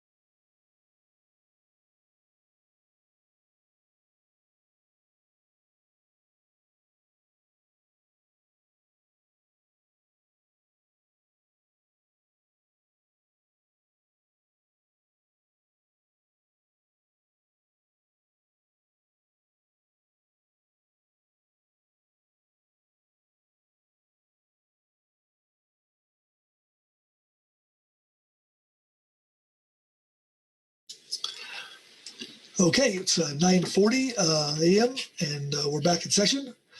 And before we go to CDFW report one, I was going to go to Marcy Arimco. Marcy? Yes, thank you, Mr. Vice Chair. I'd like to introduce Ms. Candace Morgenstern with our Ocean Salmon Project, who will be providing our report here today. Candace is a long-term member of our Ocean Salmon Project, but recently has accepted a new senior level position with the project and is now working to oversee our staff doing our data collection in the field, as well as our database and analytical activities. So we welcome her engagement in future council activities through the STT. And with that, I'd like to welcome her to present our report. Great. Thank you, Marcy, and welcome, Candace. Yes, thank you, Mr. Vice Chair. Thank you, Ms. Yaremko, for that introduction. My name is Candace Morgenstern. I'm with, as Marcy mentioned, the California Department of Fish and Wildlife's Ocean Salmon Project. And today I'll be reading from Agenda Item B1A, Supplemental CDFW Report, January 2022. Regulatory projections and monitoring efforts for coho salmon in California. The California Department of Fish and Wildlife, CDFW, is dedicated to the conservation of the state's anadromous salmonid resources and the sustainable management of ocean and freshwater salmon fisheries. CDFW supports management measures that target abundant stocks and minimize encounters with and incidental impacts to non-target threatened salmon stocks. CDFW, in partnership with other state, federal, and tribal entities, has managed fisheries each year to maintain an ocean exploitation rate for Southern Oregon, Northern California coastal, SONC, coho salmon that is below 13%, as required by the current Endangered Species Act, ESA, consultation standard. CDFW also engages in fishery and population monitoring activities, which support stock assessments and management. The content in this report is intended to document the actions taken in California's ocean and inland fisheries, which have protective or conservation benefits to SONC coho salmon. SONC coho salmon populations can be found in all major river basins within their range, as far north as the Upper Rogue and as far south as the mainstem eel. While little is known about the current distribution of SONC coho salmon in the ocean due to limited marking and tagging, the model distribution of impacts from the Coho Fishery Regulation Assessment Model, FRAM, show that the highest exploitation rates generally occur in California's northernmost management area, the Klamath Management Zone, KMZ. For most of the recent decade, FRAM projects that 29% and 14% of all Pacific Ocean impacts on SONC coho salmon occurred in the California KMZ recreational and commercial fisheries, respectively. Given this projection and thinking to the future, CDFW supports efforts to validate and/or improve coho FRAM and its application to inform ocean fishery impacts on SONC coho salmon in California. For ESA threatened SONC coho salmon, several protective measures have been implemented over the years. In 1993, following 3 years of poor returns for Oregon coastal natural coho salmon, combined with repeated overestimation of ocean abundance and underachieving spawner escapement goals, the Council was proactive in taking additional protective measures ahead of the FMP amendment process by prohibiting retention of all coho salmon in commercial fisheries south of Cape Falcon. Retention of coho salmon has not been allowed in California commercial fisheries since that time. The recreational fisheries soon followed suit, with the elimination of California's marine coho salmon fisheries beginning in 1995 and freshwater coho salmon fisheries in 1998. There are also multiple area-based salmon fishing closures which serve to eliminate fishing effort on salmon stocks in certain times and areas. When the commercial fishery is open in the Klamath Management Zone, the fleet is prohibited from fishing between the Humboldt South Jetty and 40° 10' north latitude. A closure that spans approximately 40 nautical miles of coast and has been in effect since 1996.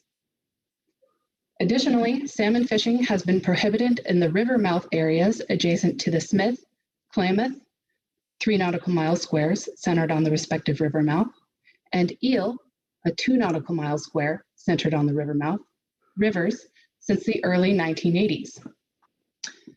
Since 1983, on August 1 of each year, the closure area around the Klamath River mouth further expands to a 12 nautical mile square, known as the Klamath Control Zone, which remains in effect through the end of the season. These rivers are critical habitat for St. Coho salmon, and prohibiting all salmon fishing here eliminates the risk of incidental mortality for both returning adults and immature fish that may congregate here during early ocean phases nearest to their home streams. Additionally, California has required recreational anglers and commercial harvesters to use single-point barbless hooks since 1984 and 1971, respectively, to reduce the potential for hooking and handling related injury or mortality among those coho salmon that are incidentally encountered and released. These restrictions, along with the Chinook salmon seasons of typical of recent years, Table 1, have minimized the impacts of California fisheries on St. Coho salmon. State and partner agency monitoring programs for ocean fisheries are an equally important component of California's precautionary approach to coho salmon conservation and management. Reports of coho salmon encounters are documented in Chinook-directed fisheries and a number of different fishery monitoring and data collection programs. Dockside interviews conducted as part of CDFW's ocean salmon sampling programs provide data on the number of coho salmon released by commercial trawlers and recreational anglers participating in the commercial passenger fishing vessel, CPFV, and private skiff fishery. Additional information on the number of coho salmon released by CPFV anglers is supplied by operators through CDFW's logbook program. While dockside accounts of salmon releases are subject to recall error, and not all trips are intercepted by one or more of these data collection programs, they do offer a direct measure of coho salmon encounters in California's Chinook fisheries. In the future, CDFW looks forward to evaluating these data streams in an effort to quantify documented coho salmon encounters by time, area, and fishery. It is hoped this information might be useful to corroborate, augment, or modify existing pre-season St. Coho FRAM impact projections and post-season estimates. CDFW also makes a concerted effort each year to educate recreational anglers on coho salmon identification, as well as avoidance and safe handling techniques through informational flyers, special notices contained in regulation booklets, and in press releases. On the inland side, and the Klamath Trinity Basin specifically, CDFW maintains counting stations, weirs, and together with partnering agencies, surveys dozens of miles across several streams each year to estimate the escapement, as well as its age and origin, hatchery versus natural, composition for St. Coho salmon. Coho salmon escapement to hatcheries is also enumerated each year, as is incidental catch in non-tribal freshwater recreational fisheries. CDFW works closely with its tribal partners to assemble each year's inland catch and escapement data in support of a basin-scale run reconstruction for the Klamath Trinity system. These data sets are not typically available on the same timeline as those needed for Chinook salmon fishery planning each year, but they nonetheless inform coho salmon management in subsequent seasons. See the joint CDFW tribal report in the January 2021. Note that is a typo. It should read January 2022 briefing book for further details on these inland monitoring activities, as well as the restoration and enhancement work underway to recover St. Coho salmon. On the third page of our report, we provide a table of recreational and commercial fishing opportunity in days open, harvest and numbers of fish caught, and the available commercial quota for KMZ fisheries over the last 12 years. This table shows the California KMZ has had relatively constrained seasons and commercial harvests that fell well below the allotted quota. These results suggest that the effort forecasts informing coho FRAM assessments during the preseason process may be similarly optimistic and contributing to pre versus postseason differences and the projected impacts to sunk coho salmon. And that concludes the CDFW report. Thank you. Okay, thank you, Candace. Questions for Candace on the CDFW report? Okay, seeing no hands, thank you, Candace. Next up will be the Richard Heap with the SAS report. Richard.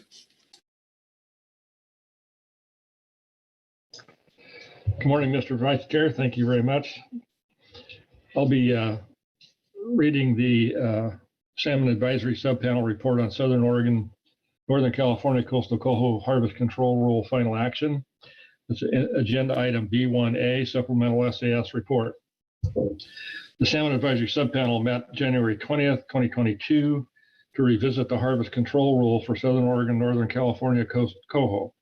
Ms. Susan Bishop of the National Marine Fisheries Service reviewed the NMFS report and summarized the NMFS concerns with the November action taken by the Pacific Fisheries Management Council and provided some suggested pathways forward.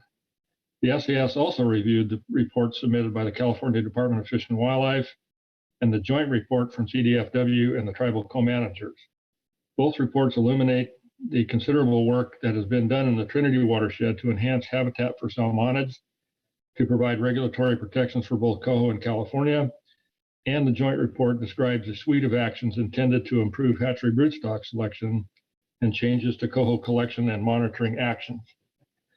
The SAS understands the concerns of the National Marine Fisheries Service, but notes that the analysis of risk by the sunk coho salmon ad hoc technical work group is often based on limited or dated information that may not reflect the benefits of the considerable improvements made within the Trinity watershed. For example, the data set used to estimate Trinity coho productivity encompasses the years of 1997 to 2016, much of which predates ongoing restoration efforts. The SAS recommends that the Council rescind its motion from November 2021 and consider adopting the recommendations of Supplemental Joint Tribal CDFW Report 1 regarding exploitation rates of 15% for most sunk coho stocks and exploitation rates as high as 17% for the Trinity River stocks. The SAS also supports the cooperative approach to co-management of coho salmon, but remains uncertain about freshwater exploitation rates or sharing arrangements between co-managers or between Oregon and California.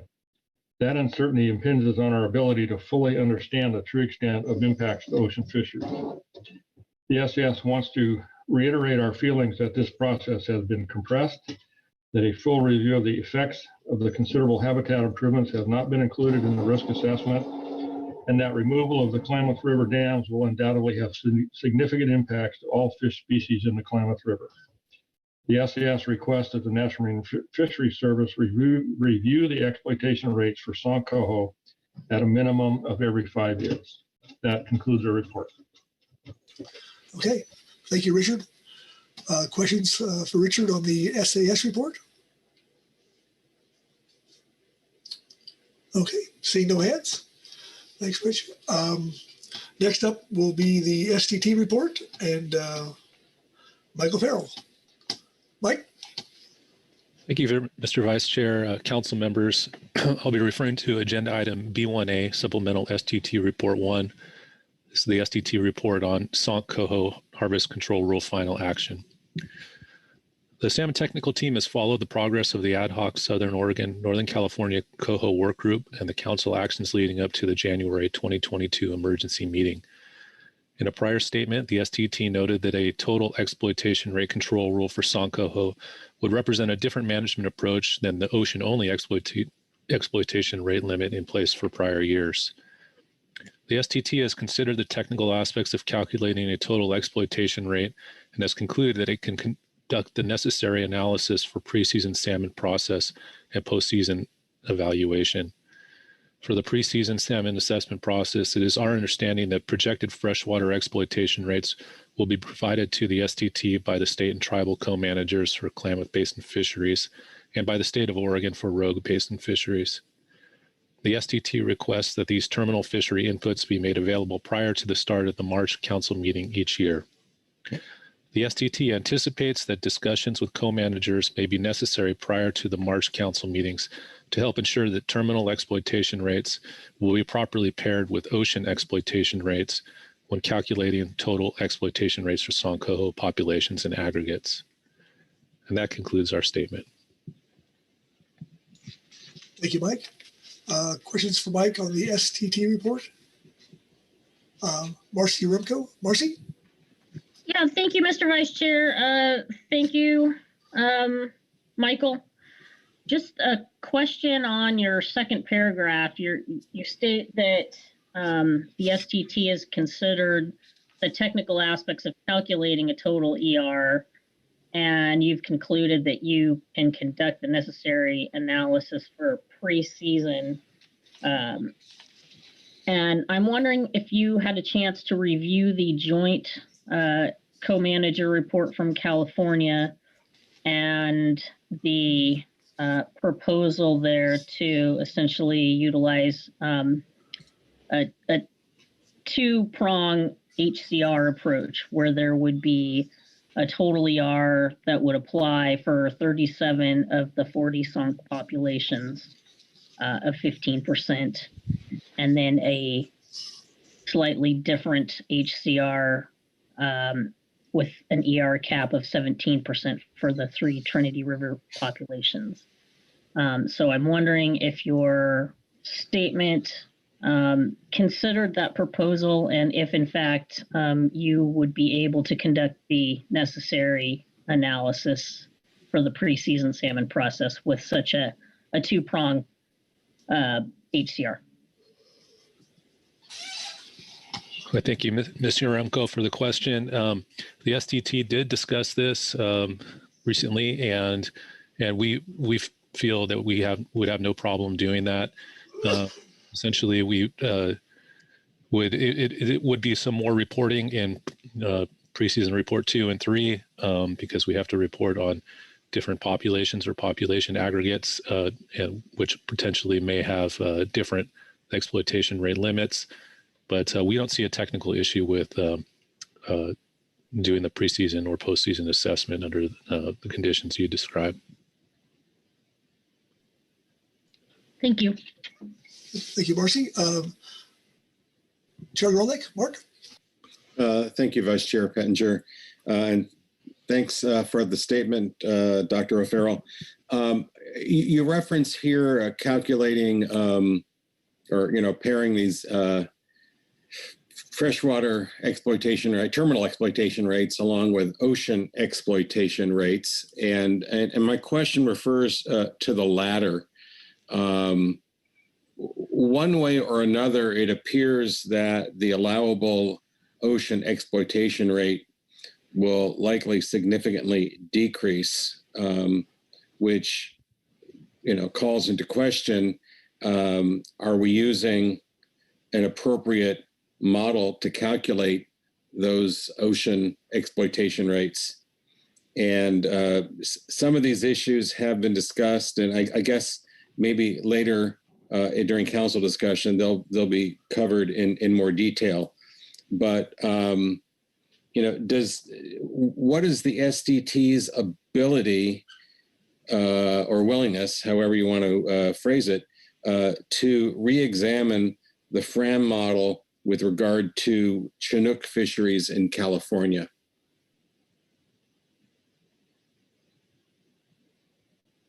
Thank you, Mr. Gorelnik. Pausing here to contemplate the last part of your question here. If I understand correctly, you're asking how we might use results from Coho FRAM pertaining to San Coho, perhaps, and how that would affect Chinook fishing opportunity. Do I have that right? Yeah, right now FRAM is used to calculate Chinook fishing opportunity, and I think you and I have discussed offline that FRAM doesn't take into account Chinook abundance, for example, or the non-retention of coho in California waters. So to the extent we want to strive to the best possible, the most accurate result in FRAM, would the STT be able to undertake a review of the FRAM model to try to provide a more accurate result, whichever direction it goes? I think in general, the STT would be able to, potentially with some help from the model evaluation work group, to look further into FRAM. I know that some of that had been done through the work group process. So can't rule it out, but I would have to say that I'm saying this as one member of the STT, and in the time that the STT has met this week, we did not discuss that as a group. So I would tentatively say that this is something we could do, but it would be best if I had some time to discuss it with the rest of the team. All right, thank you. John Kerry? John, see your hands up. Yeah, thank you, Mr. Vice Chair. I was wondering if I might be able to just add a little bit to Dr. O'Farrell's answer there. Please. Thanks. Yeah, I agree with everything Mike said. I just wanted to add, I'm assuming we're talking about coho FRAM here. Obviously, there's a distinction between Chinook and coho FRAM, and they're two kind of separate things. But when it comes to coho FRAM, there certainly can be work and review done to work on improvements there. But it's just important to note too that this is a tool that's used not just in the PFMC, but also in the Pacific Salmon Commission Forum and the Washington Co-Manager North of Falcon Forum. So it's changes to it are kind of things that would affect all of that. And it's just probably important to make sure we keep that in mind as we conduct our review. So thanks. Okay. Thank you, John. Further questions for the STT? All right. Seeing no more questions, that finishes the reports. Takes the public comment, and I believe that it was indicated there was no one had signed up. So that would take us to council action. On the screen before you is what we have before us, and so entertain some discussion.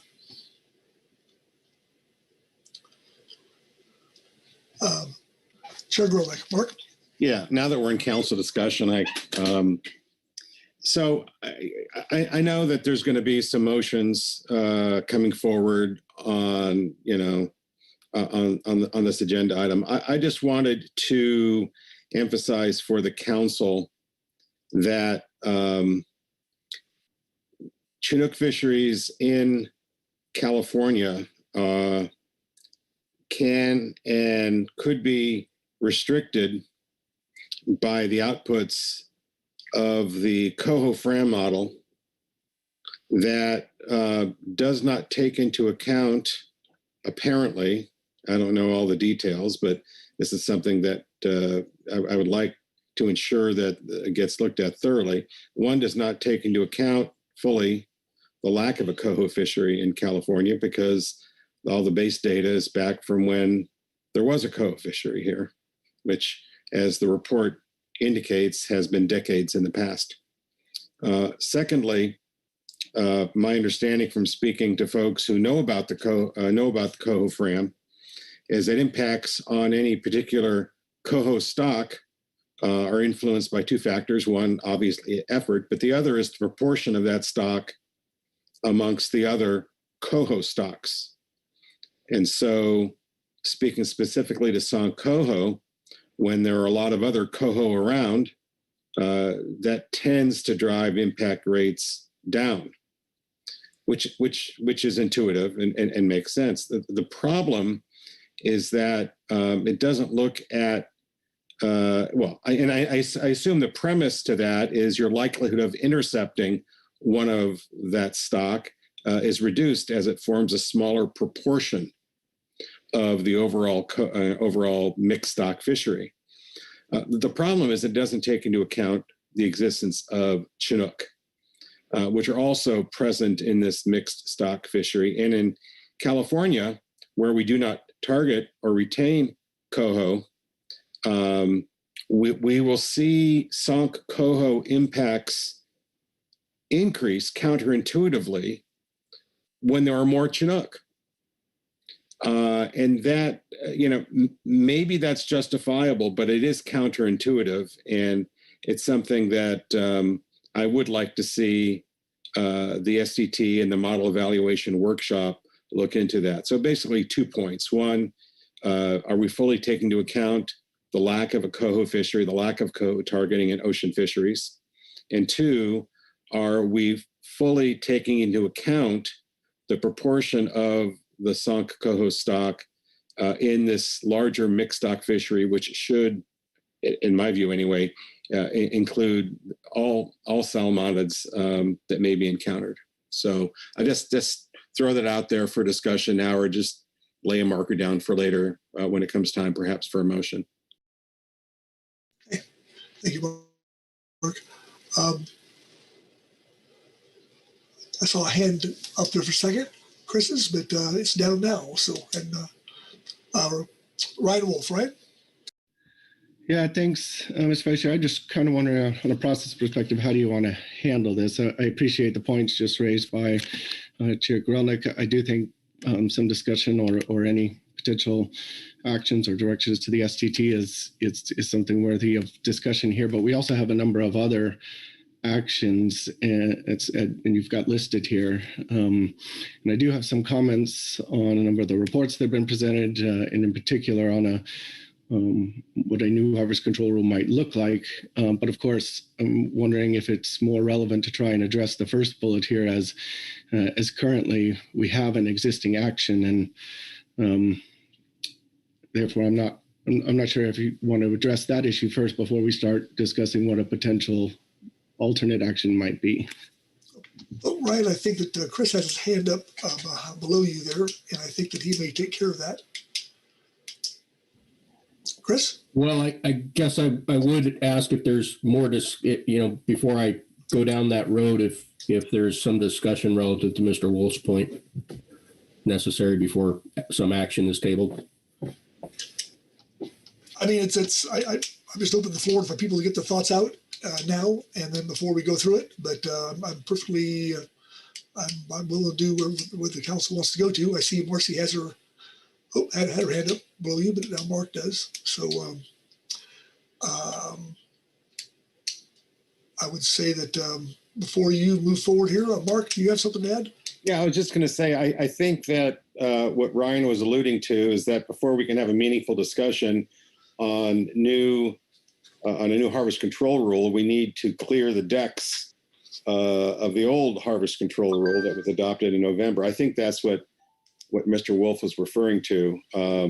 Gotcha. So I think that it probably is appropriate if someone wants to offer a motion in that regard. Okay, that's Chris is potentially was going to do. So, Chris. Yeah, thanks, Mr. Vice Chair. And if the discussion on that particular aspect is sufficient for now, I would offer a motion.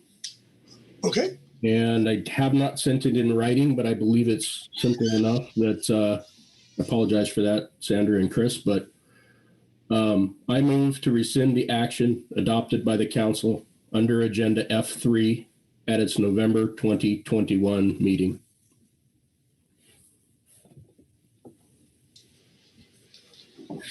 I'm assuming, there we go. Okay, Chris. Does the language on the screen accurately reflect your motion? It does, with the exception that I think we should specify under agenda item F3.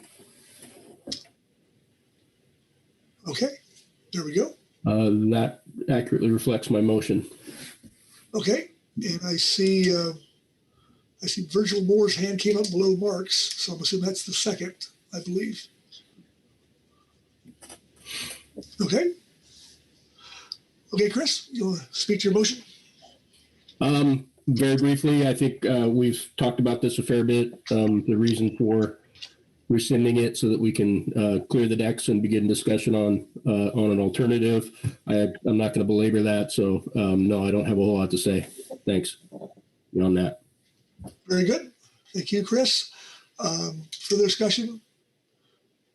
Okay, I'll call for the question. All those in favor signify by saying aye. Aye. Aye. Opposed? Abstentions? Okay, motion passes unanimously. And with that, the decks are cleared. And so I'll entertain discussion. Joe Oatman, Joe. Yeah, thank you, Mr. Vice Chair. Now that the deck has been cleared, I did want to inform the council that I do have a motion.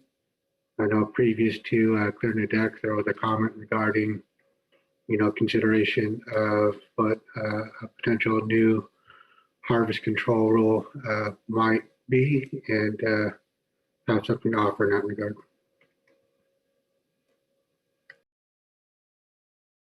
Okay, thank you, Joe. Well, I guess that the floor is open. So I guess if you want to go straight to that, we can. Sure.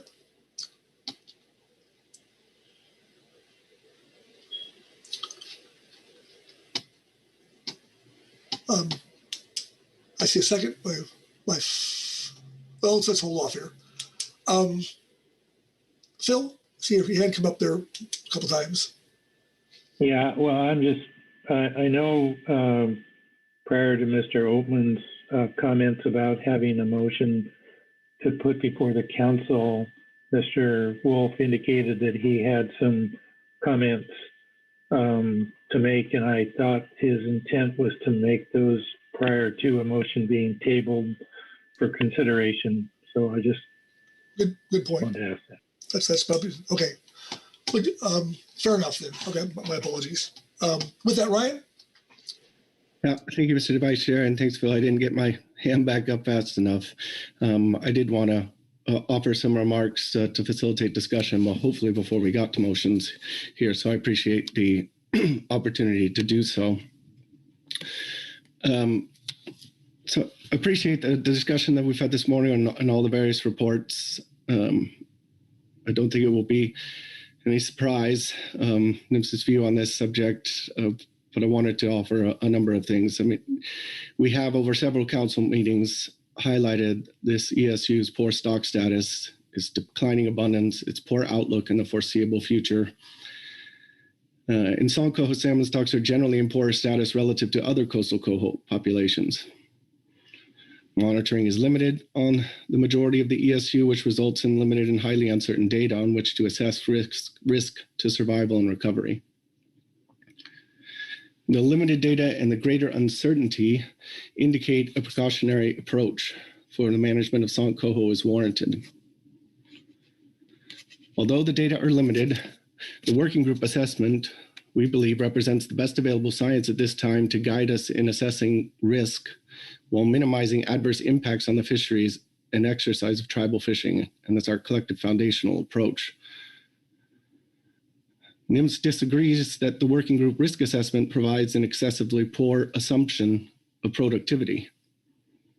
3 of the 4 combinations of models and fitting procedures that the working group assessed for the Trinity River in its assessment resulted in an estimate of productivity of less than 1. Only 1 of the 4 has a productivity of 1. Couple that with the data suggesting that production is below replacement in all but 1 year, it does not support use of the Bayesian-Beverton-Holt estimate of productivity. And my understanding is that's why the working group chose the model it did. So in looking at the science represented in the working group report, considering the risk to the various populations in the ESU given their status, roles in recovery, and the standards used in the ESA fishery consultations for similar coho ESUs, NIMS's view is that the council action here should not appreciably increase the risk to that ESU. And as we stated before, based on those considerations, we feel the working group risk assessment indicates that harvest control rules above 15% total exploitation rate would pose increased risk to the populations assessed in the report. Furthermore, a total exploitation rate of 15% is consistent with ESA risk tolerance for other complex ESUs like Lower Columbia River coho, where we have accepted a similar level of increase in risk from no fishing. And therefore, we feel applying similar standards here would be justified. It also represents the status quo average exploitation rate on the Trinity population, which has the highest harvest rates. So, in other words, it doesn't increase the rate to the stock. Where we have difficulty is justifying increased risk to the ESU given this poor status and limited data availability. And 17% represents a 20% increase in extinction risk compared with 0% fishing. Compared with a 15% total exploitation rate, that is 17 compared to 15, it represents a further reduction in escapement for a population that already has one of the lowest productivities in the ESU and for which total escapement in recent years has averaged around a few hundred, I believe, in the working group data, thereby increasing demographic risks. We've also heard points regarding environmental outlook and the uncertainty there. In addition, when we are doing Endangered Species Act consultations, which is what we will have to judge any action here today as being consistent with, when we evaluate proposed actions, we have to give the benefit of the doubt to listed species. That includes making any assumptions where there is uncertainty. California Department of Fish and Wildlife commented that the critical threshold would not be crossed until exploitation rates get above 17%. However, in our view, the critical threshold is not a level we want to cross. Escapements decline again by about 100 fish between 15 and 17%, moving closer to that limit. And escapements over the last 5 years average less than the critical threshold. So that's another challenge to looking at further increasing the chances of lower escapements. The joint state and tribal report provided an overview of the substantive actions occurring in the Trinity Basin. And as they noted, there's a lot of good actions that are being taken by the states, by the tribes, even by federal agencies in the Trinity and Klamath Basins. But we do not know to what extent they will be effective in increasing productivity. And that's the issue here.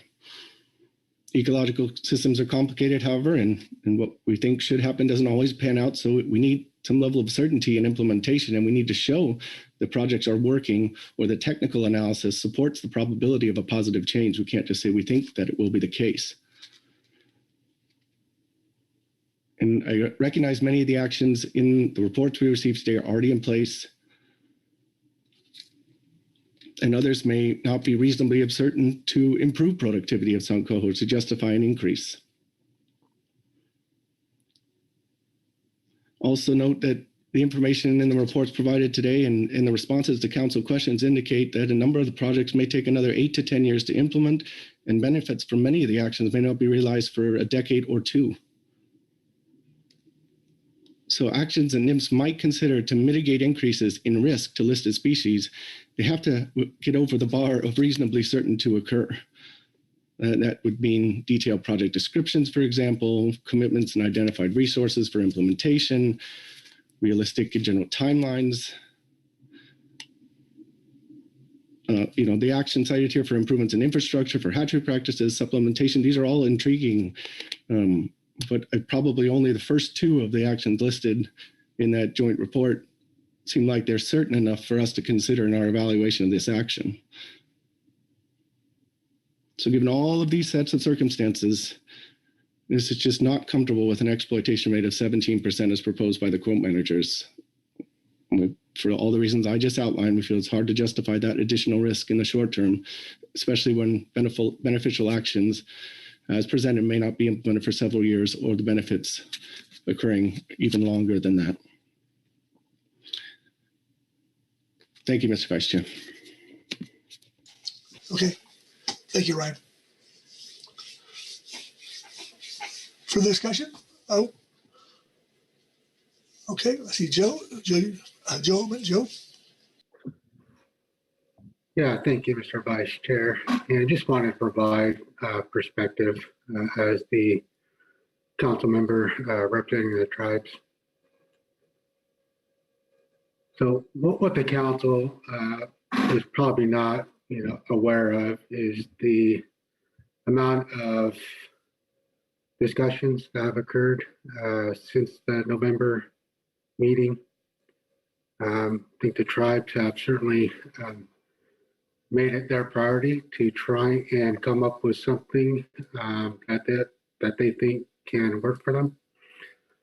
And they've made substantial ground, I think, in not just in their discussions with NIMS, but also with CDF and W. I think in the short time, since, the start of the year, I think that the level of collaboration between the tribes and CDF and W, as well as Oregon, that the co-managers have taken this very seriously and have been trying to find a path forward that works for them, as laid out in the CDF and W and tribal reports 1 and 2. So I think that is something that the council should be mindful of, and that, there has been some discussions, and I think there has been some progress made with respect to a exploitation rate that could be higher than 15%. I don't think that the council is, aware of those particular conversations that have occurred here, as recent as of this week. And so I just wanted to lay out, I think, for the council, that this is a opportune time to try and get something that we think will work, for the people who really depend upon these fisheries, as well as for the resource itself. Thank you. Okay, thank you, Joe. For Marcy Urubko. Marcy? Yes, thank you, Mr. Vice Chair. And I'd just like to take a moment to acknowledge Joe's remarks, and CDFW agrees. The efforts of the Yurok tribe and Hoopa tribe, along with CDFW staff from our inland fishery and habitat functions, have really come together since November to develop the content and technical basis for the proposal. It's been quite a lot of work in a short amount of time. The compressed schedule of this agenda item and the scheduling of the emergency action really prompted us to get together quickly and make significant progress and outline our ongoing efforts over the decades and document them as well as we could in anticipation of the council's decision today.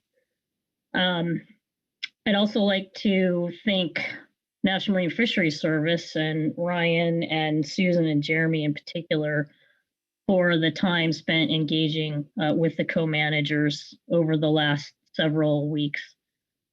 We've had a tough job to do, and I think we've all contributed earnestly to get us back here today. So I think I'll save my other remarks for further on in the meeting, but I do appreciate the efforts that have been made, and I certainly want to acknowledge the progress we've made on all fronts. So appreciate that. Thank you. Thank you, Marcy. Phil Anderson. Phil? Yeah, thanks, Mr. Vice Chair. And I would just first echo the remarks of Marcy and Joe in terms of just congratulating the two tribes and California Department of Fish and Wildlife and all the staff that have worked together since the November meeting. Regardless of the outcome, I think, of today's decision, there's a lot of good things that are happening that gives me some hope for this ESU to recover. I want to acknowledge at least my appreciation for all that good work, because I know it's not easy. And folks sat down at the table maybe that hadn't sat across from each other for a while, and all with the goal of trying to bring forward a recommendation and probably more importantly, a number of actions identified to help these stocks. I am a bit fixated, frankly, on where we go from here. Thinking about what might happen here. I, along with all of you, have heard, I think, loud and clear from National Marine Fisheries Service their perspective and where we need to be in terms of a harvest control rule. I think the fact that we would be doing this as an FMP gives us some flexibility to make changes in the future as things change, and if some of these actions produce the type of positive results that are hoped, that it will better position us to be able to react to that in a positive way in the future. But what if we fail? Meaning that, what if we put a motion forward, we approve the motion, and it deviates from the kind of the sideboards that NIMS has said would lead to their ability or willingness to ultimately approve our action. So I probably would turn back to Ryan and maybe ask him to respond to that question, which is, if the action the council took was disapproved, there's certainly the potential, I think, for sending it back to the council again, I think. But where does that leave us for 2022? Or is that leave us essentially in a place where that is represented in your second alternative, in terms of leaving us with the current conservation objective of 13%, and what falls out of that. What I am concerned about, as I'm sure others are, is that we take an action, it isn't approved, and we don't end up with any coverage for our fisheries that interact with this stock or under the Endangered Species Act, or number two, we end up in a worse place than what NIMS has indicated is an acceptable upper limit of the 15%. So I want to make sure we're when we make our decision, we've got our eyes wide open as to what the consequences are if we aren't successful and NIMS doesn't approve the action. So, Mr. Vice Chair, I think I'll stop there, because that is my primary, kind of my focus right now is what are our options here? What are the consequences of failing in terms of taking an action that's approved by NIMS? I also understand, and I don't know if somebody else is going to put this out there, but I also understand there has been some discussion about the 17% and perhaps versus the 15 for the Trinity and those three stocks, and that there might be some middle ground there that would be found to be an acceptable rate. So thanks, Mr. Vice Chair, and hopefully I can get some clarity from Ryan or others on those concerns. Yeah, well, thank you, Phil. And Ryan's hands up, and we'll hopefully he can provide that. So, Ryan. Yeah, thank you to the Vice Chair. Thank you, Phil, for the questions and the comments. So to your process question, right? If something was adopted here, I guess it's really the same. If either nothing is, no new harvest controller is adopted, or if one is adopted that NIMS cannot approve, we would be under the second scenario in our proposal. We would thus be, we've already reinitiated consultation. We will have a new buy-up either way by March meeting. So for 2022, we would be consulting on the existing control rule, which is effectively 22% total exploitation rate as it's laid out in the NIMS report. If regarding a new control rule that is adopted, I think NIMS has been on the range that you discussed. We've been quite clear of the comfortability we have with 15% and with our Harvest Control Rule 5 from the working group risk assessment for all the points that I have laid out.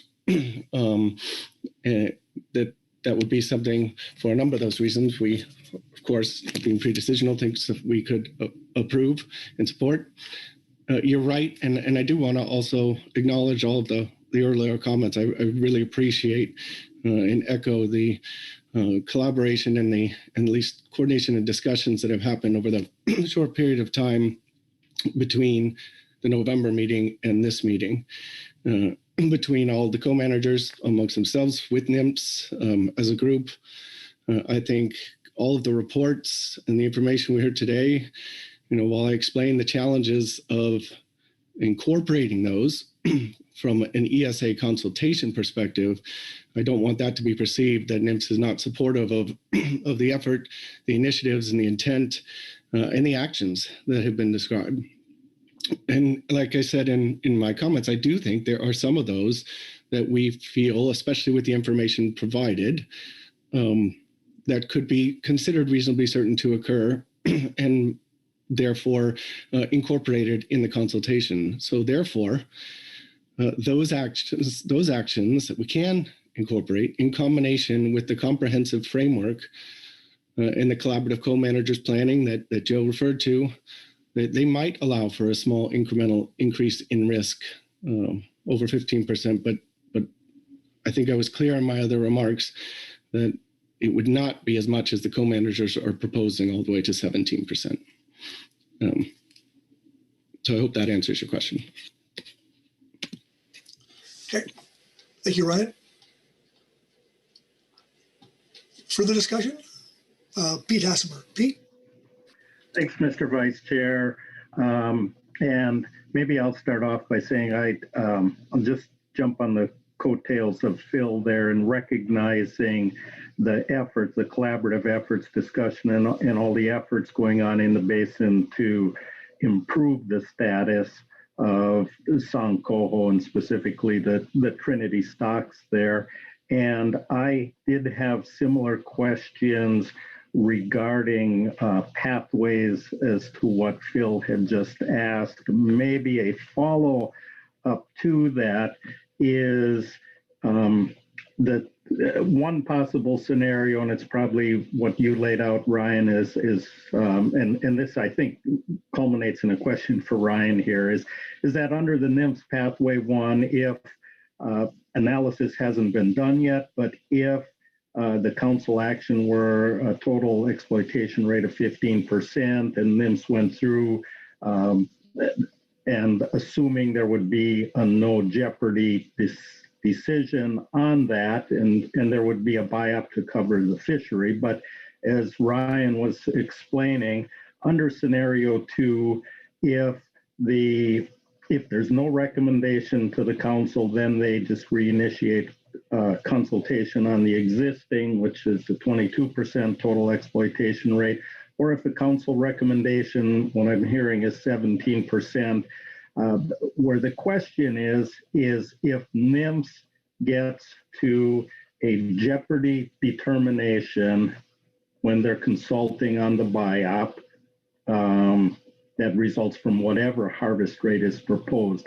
If there's a jeopardy determination, I would assume there would be some reasonable and prudent alternatives incorporated in there.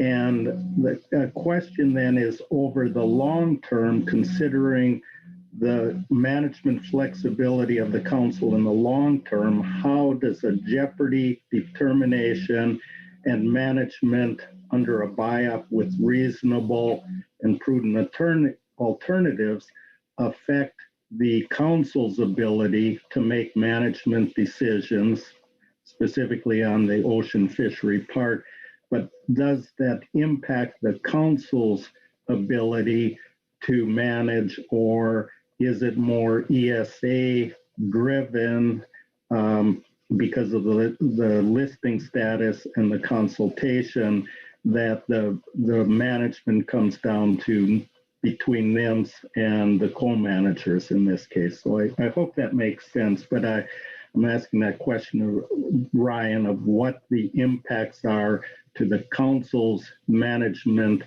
abilities in a short term and in a longer term if a jeopardy decision is made. Yeah, Ryan, if you could. Yeah, if I could. Thanks, Pete, for the question. And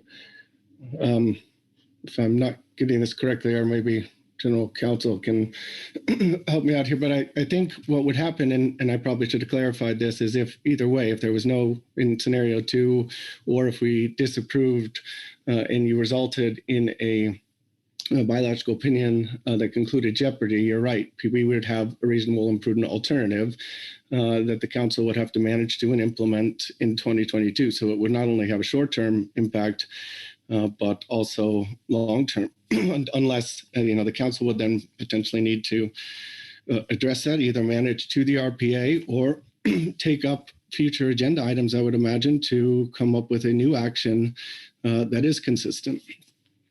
Or that is consistent with ESA. And then we would analyze any new action, just like we would any potential new action that we're discussing here.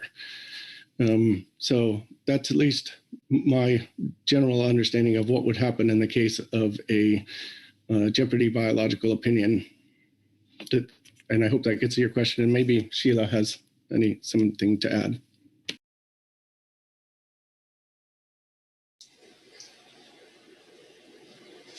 Oh, I'll see Sheila's hand. Oh, Sheila. Thank you, Mr. Vice Chair. Can you hear me okay? Oh, we can. Great. Maybe to add a bit to what Mr. Wolf just said. Yes, I mean, assuming that NIMS did issue a jeopardy buy-up with a reasonable and prudent alternative, the councils would need to design its fisheries to comply with that reasonable and prudent alternative in order to have the annual management measures approved and implemented by NIMS. Those management measures would need to be consistent with the ESA and specifically with the RPA. Okay. Thank you, Sheila. Chris Kern, Chris? Thanks, Mr. Vice Chair. Just to follow up on some of the discussions, and I'll echo the thanks and recognition of effort that the co-managers have put in on these discussions over the last month or more. And I know it's been a lot of work done in a quick fashion, and it's good work, as well as recognizing all the efforts being made in the basin. Particularly, we've been talking about the Trinity, and the document really did a good job of highlighting a lot of those, and we had some discussion earlier that did the same. I am in a bit of a fix, mentally here over this, because while I'm trying to really be cognizant of a need for supporting the fishery needs, in particular the tribal fishery aspect of it, I also have the same kinds of concerns that I heard reiterated a couple times already in terms of what happens depending on our action here, or lack of action, either way. And I don't have a great answer for it, but I have some concerns about where we end up down the road here, depending on our decision today, that I'm still in my head trying to resolve. And I won't reiterate them because I think Phil did a better job than I probably can, but they're very much in line with what I heard from Mr. Anderson. So I'll leave it at that for now. Thanks. Thank you, Chris.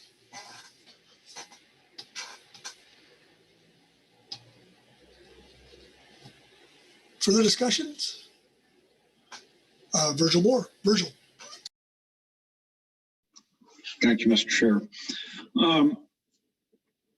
I'm concerned with what I've heard NIMS say, Ryan say, that we're going to end up in a situation if we take action that's been recommended to us from the co-managers.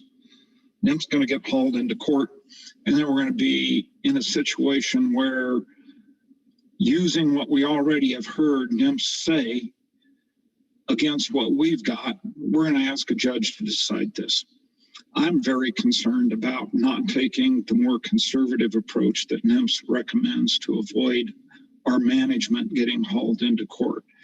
I guess, Ryan, I would ask you for your thoughts on whether or not this is going to result in legal action that could further constrain us.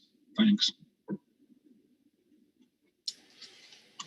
Ryan, do you want to comment on that? Yeah, thank you, Mr. Vice Chair. Thanks, Virgil, for the question. Yes, I feel like my daily job is looking at litigation risk on every action, but in this one in particular, I do think that is a factor to consider. There are a number of actions NIMS is requiring on a number of other stakeholders in the region. It is very possible that litigation could come from those angles if they feel appropriate actions have not been taken on the fisheries side. So I do think there is potential litigation risk. Okay, thank you, Ryan. Pete Assemer. Pete?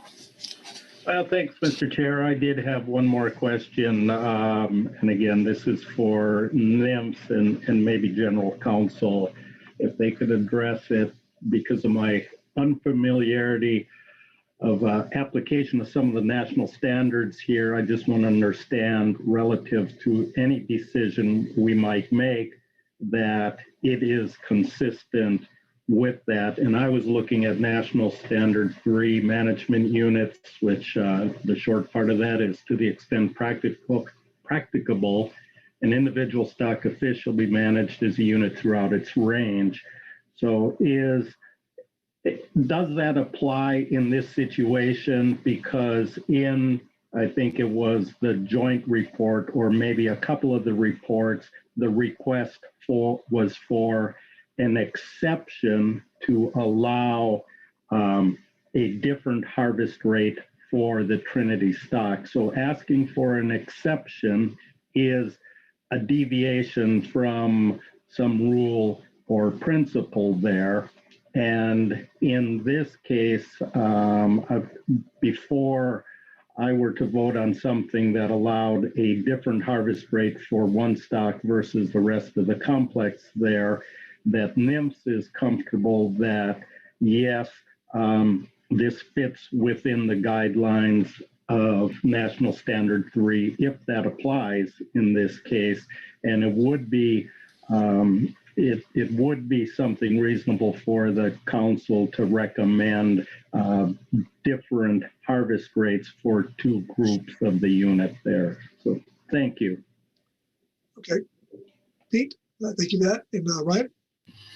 Yeah, thank you, Mr. Vice Chair. Thanks, Pete, for a question. I mean, yes, the action has to follow national standards, but there's a basis for doing something different for the Trinity. I mean, I think if I get your question correctly, I mean, from at least my initial read from a Magnuson perspective, right, of the rationale for two separate ones, especially if both ERs are already covered in the working group assessment, that probably would be okay from a Magnuson action perspective.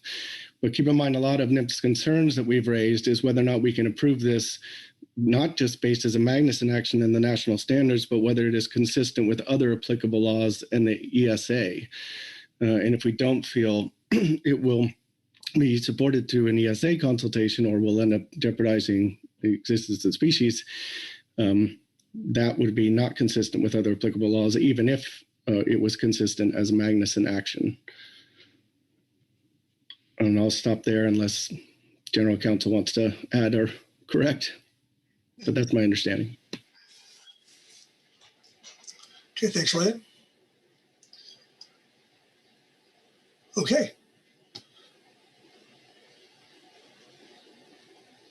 Marcy, you're up, go. Marcy? Yes, thank you, Mr. Vice Chair. I was just asking if we might be able to take a brief break before we move on to motions. So whenever that time is right, would be great. Thank you. Sounds like a great idea. And if I don't see any hands, is there a time frame that you would like to maybe have that break for? I'd appreciate 15 minutes if that'd be possible. Okay. Well, if I don't see any hands, I think we will go to break, and we will give you that 15 minutes, and we'll come back at the 11 o'clock. How's that sound?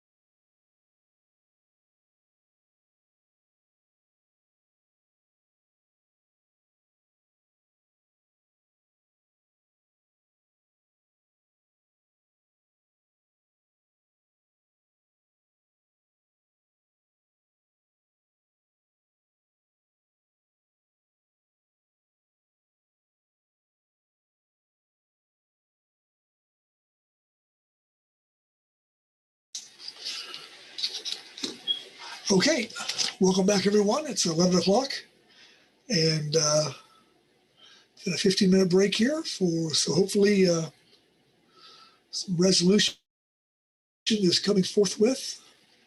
And with that, I'll open the floor for discussion.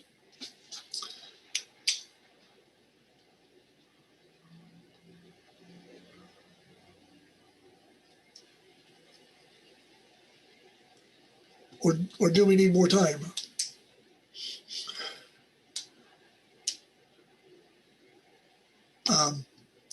Joe Oatman. Joe? Thank you, Mr. Vice Chair. As I mentioned previously, we do have a motion that I'd like to put before the council. Okay, Joe, please. Thank you, Vice Chair and Council, and I think shortly. Okay. So I move that the council adopt the following as the final preferred alternative: SONC Coho Salmon Harvest Control Rules for amendment of the Pacific Coast Salmon Fishery Management Plan. Establish a conservation objective that would represent each individual population within the SONC Coho Salmon ESU, except for the Trinity River Population Unit. In parenthetical, Upper Trinity River, Lower Trinity River, South Fork Trinity River. As described for Harvest Control Rule 5 in the ad hoc Southern Oregon, Northern California Coho Work Group Risk Assessment for management of SONC Coho salmon. Reference here the agenda item F3A, SONC Work Group Report 1, November PFMC. Harvest Control Rule 5 represents a total fishery exploitation rate, or ER, limit of 15%. Establish a conservation objective for the Trinity River Coho salmon population unit as described for Harvest Control Rule 6 in the Work Group's Risk Assessment.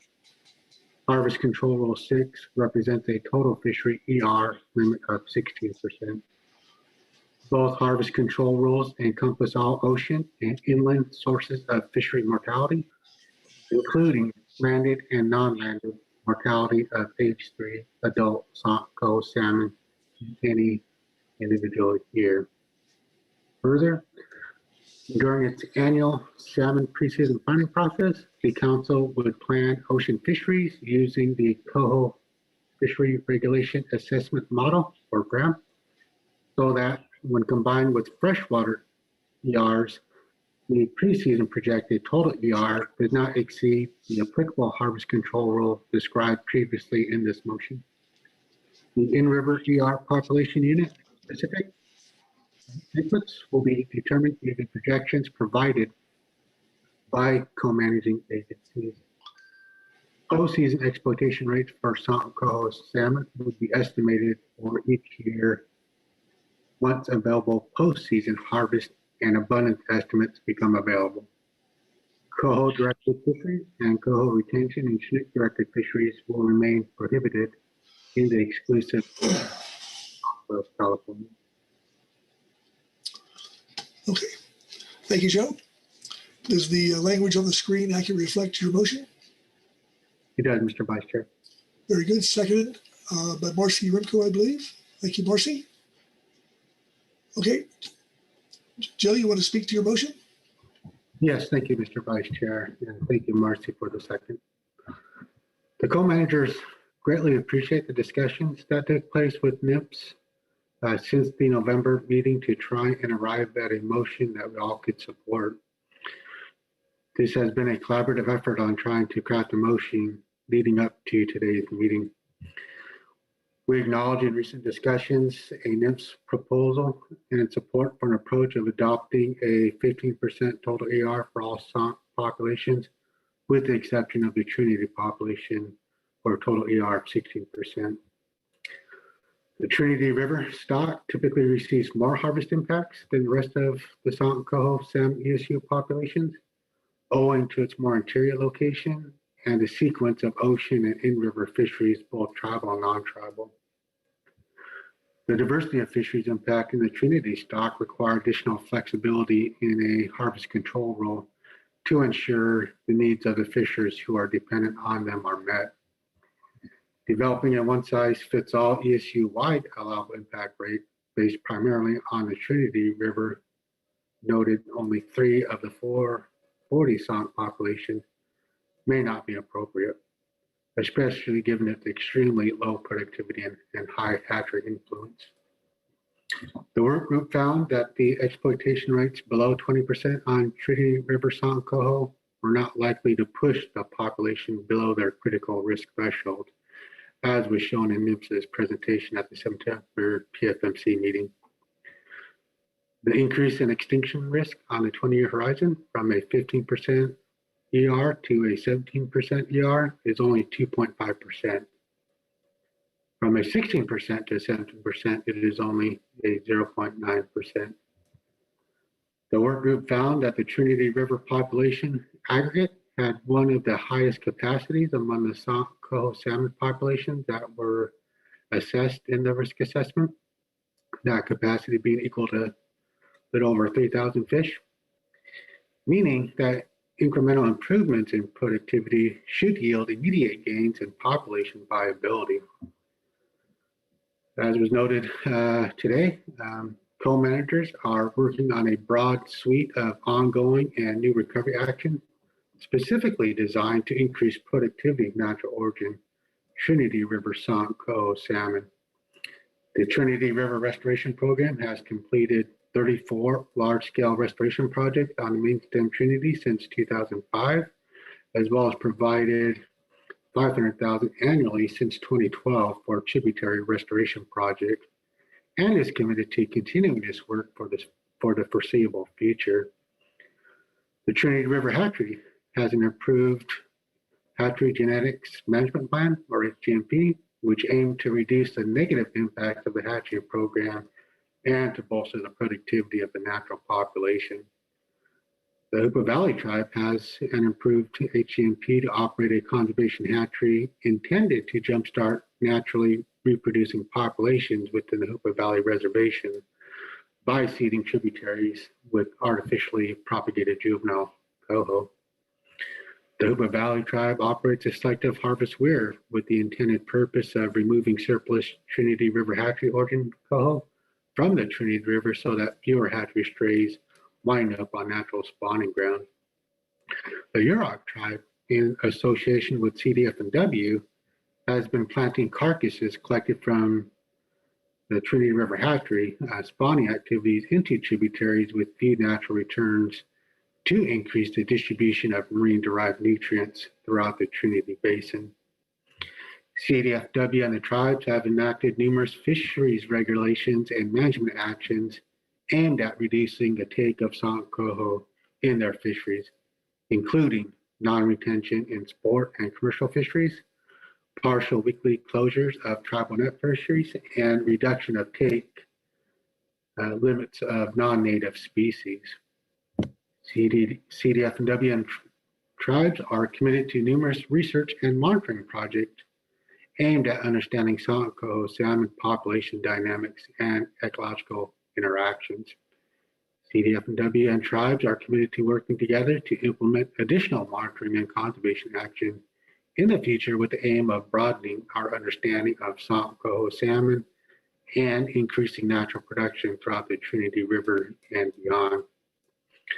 CDF&W and tribes support an appropriate time in the future a review of these efforts and whether they are improving the productivity of these fish in combination with the outcomes of exploitation rates for the sonk and Trinity population aggregate, and to consider any potential changes that may be necessary as a result of this review.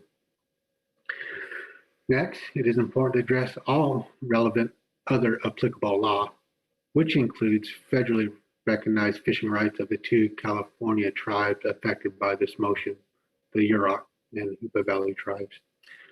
These tribes have emphasized to the council the importance of coho salmon to their fisheries, culture, and livelihoods, and have restricted their harvest for many years to protect and conserve these fish. Neither tribe has expressed a desire to fish these fish to extinction. There's simply no cultural or spiritual teaching or practice that would permit them to do such a thing.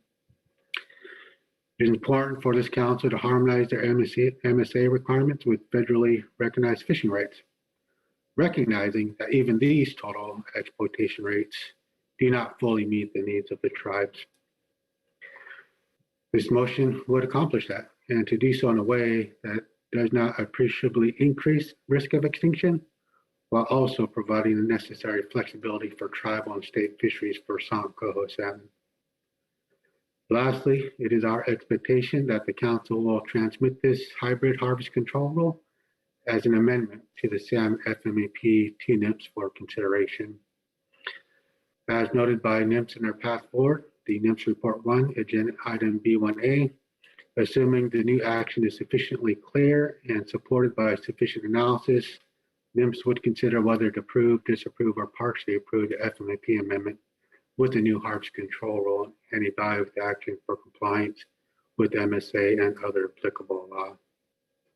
With that, Mr. Vice Chair, that concludes my points in support of this motion. Okay, thank you, Joe. Questions for Joe or discussion on the motion? Ryan Wolf, right?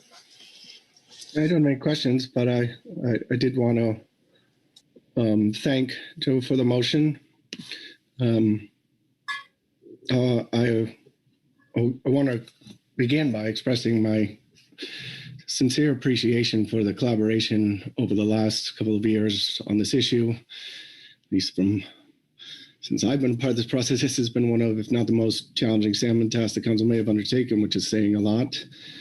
And I thoroughly appreciate all of those discussions and the sincere efforts that have been made along the way here.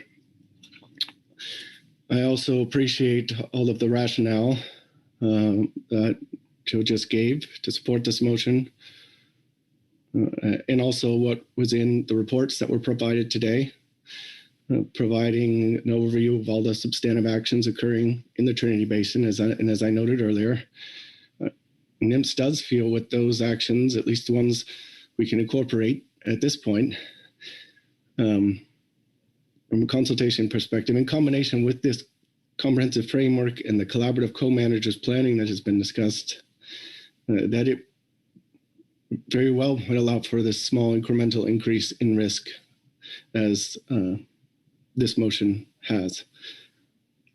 As I indicated in my earlier remarks, for us to do that and incorporate that in the consultation and to get to, we will need some additional information on the actions in the watershed to support, make sure that we've got what we need to document them and to incorporate the short as well as long-term benefits. And I want to say, though, that I think what has been presented here, discussed here, explained here, will be significant in what we can use to help support this, and we can work with the co-managers in the short time we have to complete this buyout to get any of the rest of the information that we need. So because of that, I just wanted to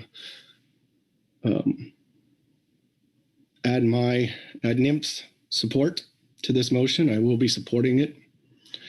And I also wanted to note, I know the SAS talked about reviewing this periodically.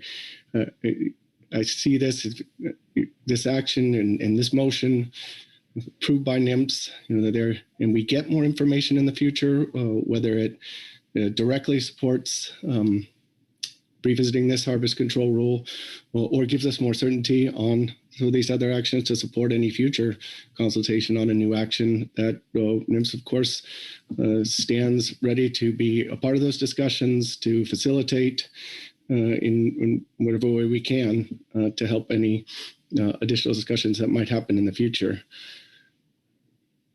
So again, I just wanted to thank Joe for the motion. I wanted to express that I do think this is a proposal that NIMS can support. Thank you. Okay, thank you, Ryan. Marcy? Yeah, thank you, Mr. Vice Chair. Just like to add a few additional comments to those made by Joe earlier.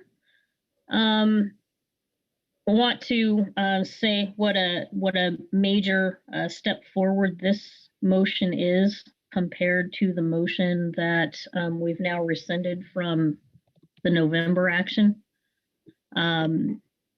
We certainly have taken to heart the comments provided by NIMFS in their report about the deficiencies of the November motion. Just wanted to note that the policy and legal concerns that they've identified, that the prior motion was not within the range of alternatives. We believe this motion today certainly achieves that standard and is squarely within the alternatives that were assessed by the work group. And also want to speak to that concern number 3 with regard to an implied allocation. This new proposal does not speak in any way to harvest sharing or allocation, either directly or indirectly, and is clearly supported jointly by the California co-managers. The motion also directly addresses the implementation concerns that NIMFS described in its report. It clearly defines the harvest impact limits and that they'll be assessed on a pre-season basis each year, utilizing coho FRAM without any deviations. For example, in 1 of 4 years, there's no mixing or matching of pre and post-season estimate of impacts, and nor does it speak to only an ocean subcomponent. So in short, we believe this motion that we've jointly crafted addresses all of the deficiencies that NIMFS had identified in its report and further satisfies the terms of reference for this HCR and work group process that we've undertaken over the past 18 months. Just also like to say that it's better. We've had time since November to work through it together with NIMFS and the co-managers, and I believe that time was well spent.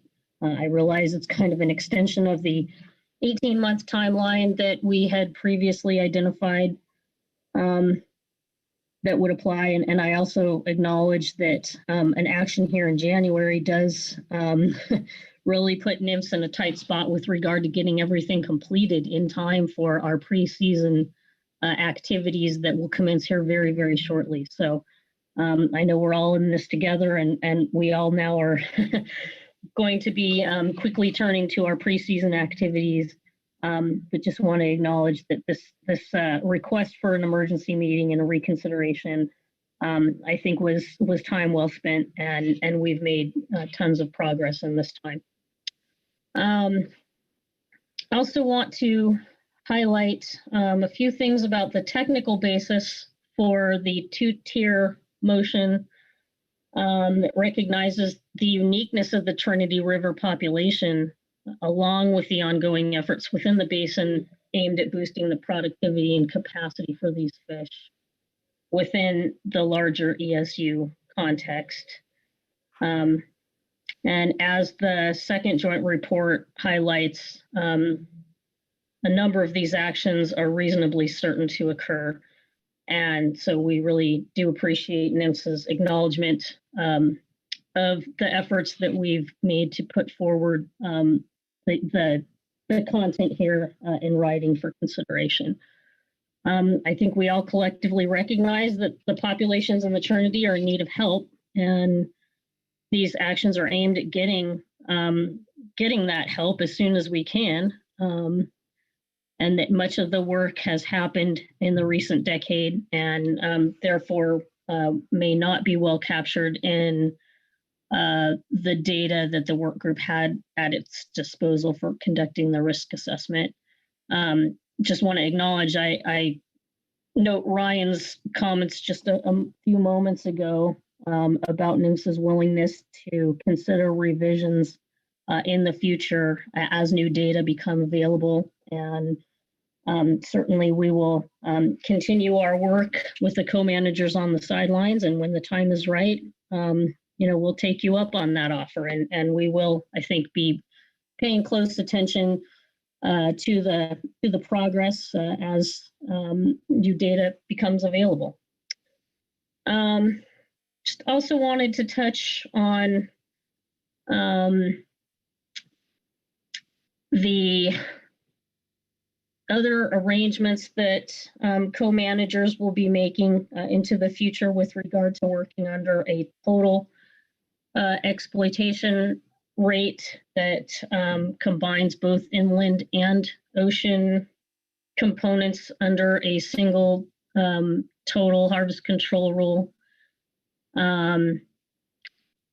This certainly is a change to how we've managed Sonk Coho, moving from an ocean-only exploitation rate to a combined ocean and inland ER that does, I think, better meet the requirements of ESA in considering comprehensively the mortality on the Sonk Coho populations.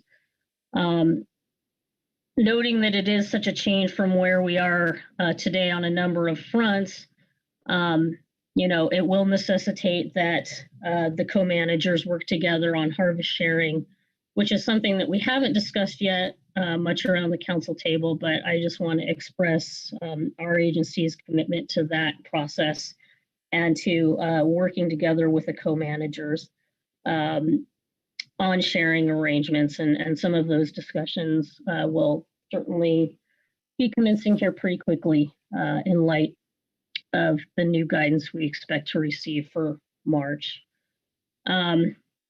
Appreciate the co-manager's willingness in making that new element of work a success, coupled with the other commitments we've made on the Trinity Basin toward restoration, enhancement, and mitigation of hatchery effects. And as we enter this new era of management on Sonk Coho, we're just appreciative of the flexibility afforded here for the Trinity populations as we begin those discussions on harvest sharing.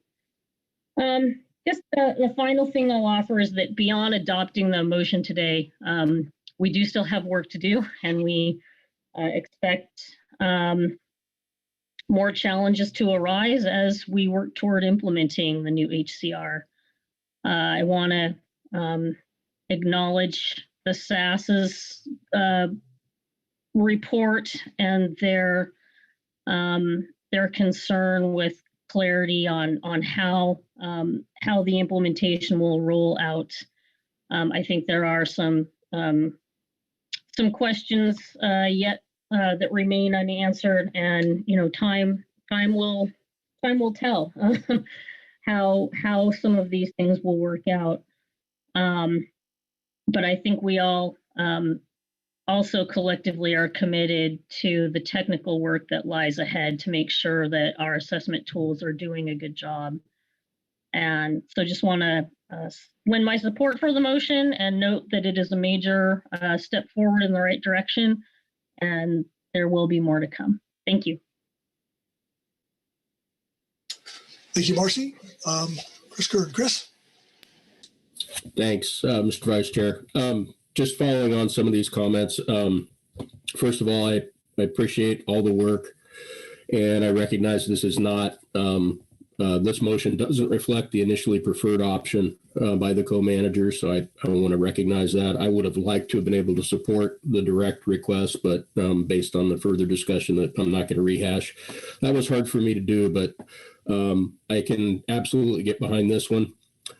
Something I can support and plan to support, as well as committing that, as we move forward, should this motion pass or an alternative motion pass, the need to coordinate is going to need to engage Oregon and involve Oregon, and we're committed to participating in that as well. I have a question while the motion is on the table, because I have a possible point of discussion that I suspect is better suited to a follow-on action, but while this motion is on the table, I want to make sure. And that is regarding, well, it's reflected in the SAS report, and it's also something we've talked about with other control rule processes, and that's a review period. And so I would just, I think first, I'm leaning towards suggesting at some point that we consider a review period, whether that be 3 years or 5 years. I think we used 3 for Lower Columbia Coho. SAS suggested 5. And so I think if somebody can just confirm to me that if we do not address that in this motion, which I am suggesting we don't do, that we don't lose an opportunity to potentially have that as guidance or a subsequent motion or something else. That's my expectation, and I just don't want to lose the opportunity if it does in fact need to be part of the current motion. So that's a question. Okay, thanks, Chris. I see Joe has his hand up behind you. Joe, is that a response to Chris? Yes, it is. Okay. Vice Chair. Thank you for the question, Chris, regarding my follow-up that we might do on this in the future. So in my points I laid out regarding the rationale in support of this motion, I did mention that the CDFW and tribe support at an appropriate time in the future conducting such a review. Hope that addresses your question. I can go in more detail if you like. Okay, thank you, Joe. Chris? Yeah, Mr. Vice Chair, I appreciate that, and I'm supportive of that as well. I'm not hearing anybody suggest that component needs to be a part of this current motion, which is what I thought. And so unless somebody does think it needs to be discussed at the moment, I will hold on to that thought and we can follow it up afterwards. That's what I'm assuming. Okay, thanks, Chris. Further discussion? Okay. Well, if I don't see any hands, I'm going to call for the question. So all those in favor signify by saying aye. Aye. Aye. Aye. Opposed? Abstentions? Okay, motion passes unanimously. Okay. Thank you, Joe. Thank you, council members. And with that, I think Chris brought up a point. Chair Grolnick. Mark? Thanks very much. I apologize for the noise in the background. I just want to make the point that there are a lot of stressors on this population, and with fisheries being in general the least significant one.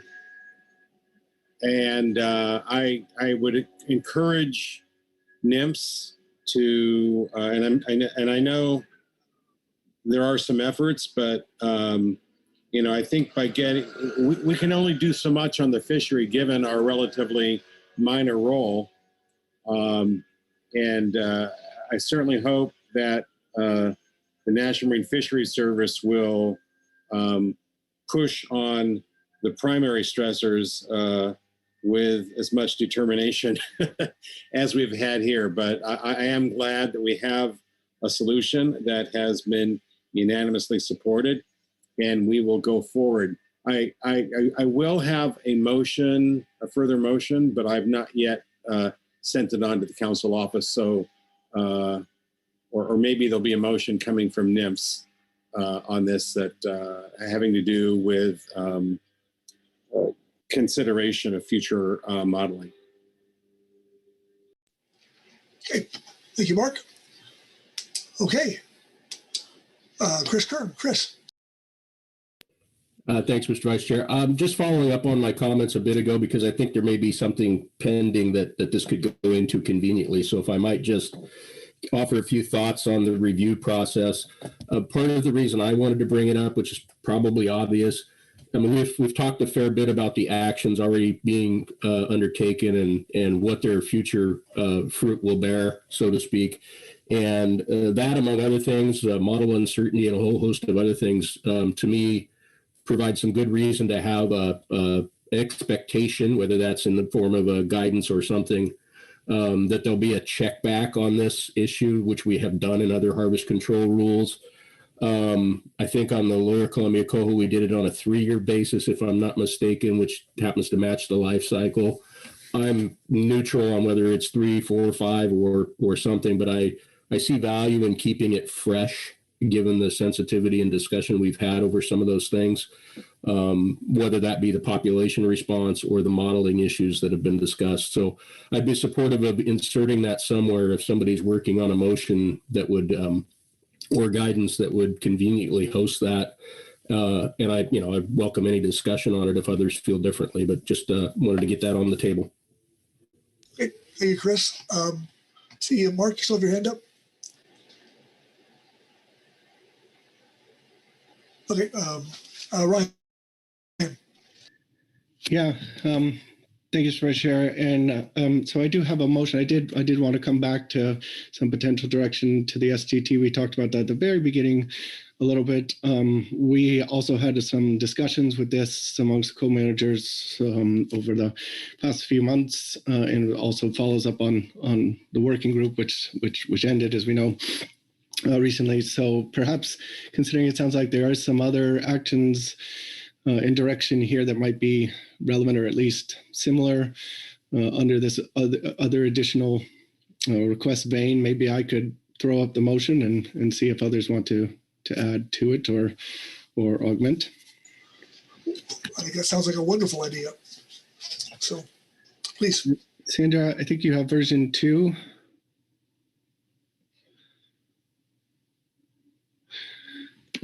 Okay. I move that the council direct the salmon technical team, STT, working with the model evaluation work group, MEW, to generate a report on the work required to investigate the potential for improvements to forecasts of Sonk Coho salmon ocean exploitation rates, consistent with the recommendation of the Sonk Coho work group in section 8 of its risk assessment, and present its report and findings to the council at the September 2022 council meeting. And an evaluation of the work required to assess potential bias in preseason versus postseason exploitation rates should also be included in the STT report. To be clear, in its report, let me just read the motion. The work group recommended that, and I quote, an investigation be conducted to determine if the methods used to forecast ocean fishery exploitation rates for both hatchery and naturally produced Sonk Coho salmon could be improved upon. This investigation should initially be focused on analyses that can be conducted using existing data. The investigation should also identify whether new methods could improve the forecasts of marine exploitation rates on Sonk Coho salmon if additional data were available. For example, GSI or CWTs and adipose fin clips on all hatchery fish, end quote. The request is for the STT to address the work and estimate the time required to complete the investigation recommended by the work group, not to conduct the work itself. After this assessment is completed, the council would then consider the STT report to determine further action. Thank you, Ryan. Does the language of the screen accurately reflect your motion? Yes, it does. Okay. Looking for a second. Seconded by Marcy Rimko. Thank you, Marcy. Ryan, please speak to your motion. Yeah, thank you. So both the Sonk Coho work group and the co-managers have expressed interest in this work through the final risk assessment report, council discussion in November and today, and as also reflected in the supplemental CDFW report in the briefing book for this meeting. NIMS always supports work that would improve our management tools and would increase the accuracy of council salmon management. And so we feel this task is consistent with the concerns raised and the goal of improving management.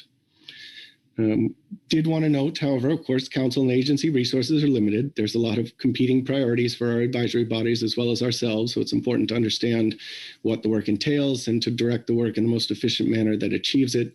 So what we are limiting our task here, or the task here, is to scope the work and time commitment to complete this investigation, not endorsing diving in and doing all of that work right now. But once we see that, after the assessment is completed, the council could then consider this report to determine further action. And this is very similar to what we did after adopting the Sacramento River Falls Chinook rebuilding plan to address the conservation recommendations in that plan, in that objective and that habitat actions. Thank you. Okay, thank you, Ryan. Questions for Ryan or discussion on the motion? Mark Grelnick. Mark? Thank you very much, Vice Chair Pettinger. Ryan, thanks for the motion. I think it's a terrific motion, but I do have a question. Given that this initial exercise is rather preliminary and may or may not highlight a considerable additional work to be done, is there a reason you chose September? 8 months from now, as opposed to maybe a June meeting? Right. Yep. Thanks, Mark, for the question. It's a good question. We'd actually originally discussed June, I think, with some other folks, but based on some feedback that thought September might be a little bit more reasonable with everything going on. I'm very open. If council members have a different feel, it wasn't to try and delay things. It was trying to take into account all the various additional work that's going on, which, based on those discussions, thought that September might be the at least most practical month for it to the report to come. Okay. Thanks, Ryan. Marcy. Yeah, thank you, Mr. Vice Chair. Thank you, Ryan, for the motion, and thank you for that exchange just a minute ago with Mr. Gorelnik. And I'll just shed a little more light on that. CDFW supports the timeline that the motion lays out with regard to the findings coming to the council in September. We too had originally considered June and kind of looking at our STT work plate and thinking about the need to have documents prepared in advance of the June meeting and the expected fishery season openers likely to occur in May. We just appreciate the additional breathing room over the summer to be able to kind of wrap our heads around this new task. And noting too, I want to express appreciation for the way this motion is phrased and the task that's being given to the STT, which is simply to assess the work that would be required. And so, it's not doing the work; it's just evaluating the work. So I think that offers enough latitude here to kind of explore what might be done, what it would take, and report back to the council.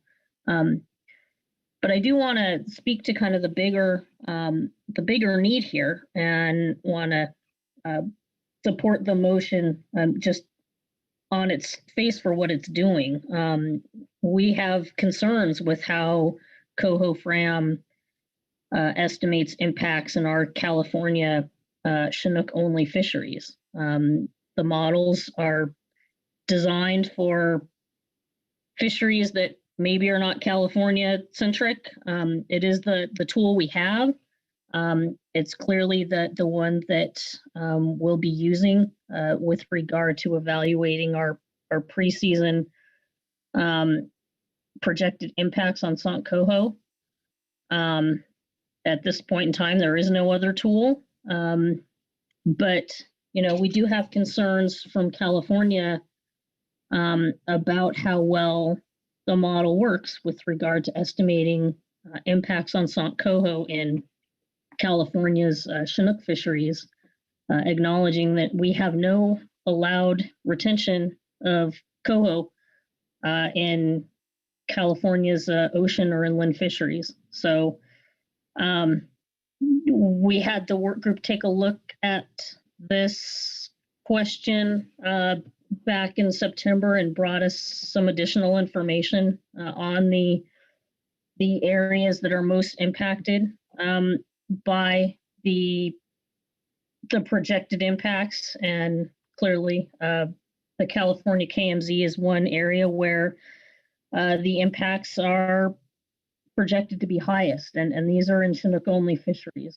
So, we are sensitive to what the model is suggesting, and we certainly have an interest in making sure that this tool effectively evaluates the impacts of our fisheries on the Sant Coho populations. So we support this exercise. We're looking forward to digging into Coho Fram and also digging into other sources of data that might be available that we've outlined in the CDFW report. So we appreciate the opportunity and the council's support for this investigation.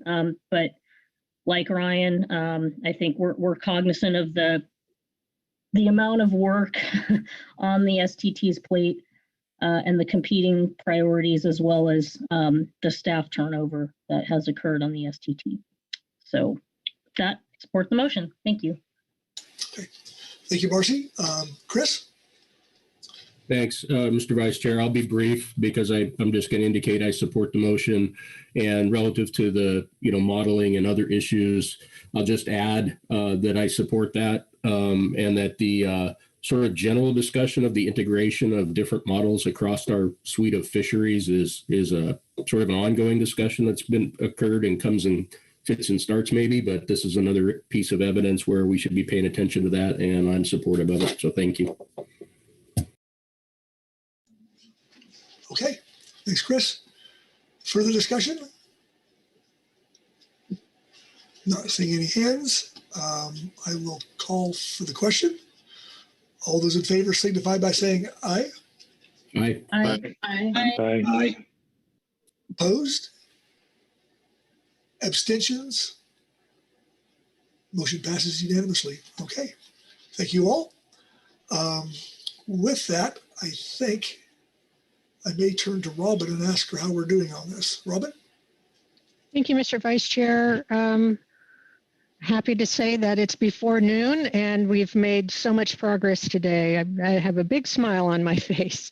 I do have one question, and I haven't heard any discussion about a FMP amendment, so I just wanted to make sure that the motion provided by Joe Oatman regarding the harvest control rules was essentially for amendment to the FMP, and that council staff and the executive director can work with NIMS on how to draft that language and transmit it to the NIMS.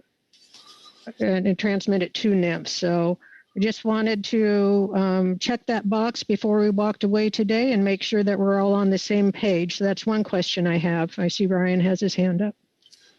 Ryan. Yeah, I just wanted to confirm that it was in the first line of the motion, specifically calling out an amendment. So that is correct. Thank you. Thank you very much. I appreciate that confirmation and forgive my oversight. Okay, so with that, then yes, we've completed our work under this agenda item. First, the council has adopted for recommendation to NIMS a harvest control rule, which would be number 5, which is a 15% total exploitation rate for Sant Coho stocks, except Harvest Control Rule 6, which is a 16% total exploitation rate, is adopted for the Trinity population units.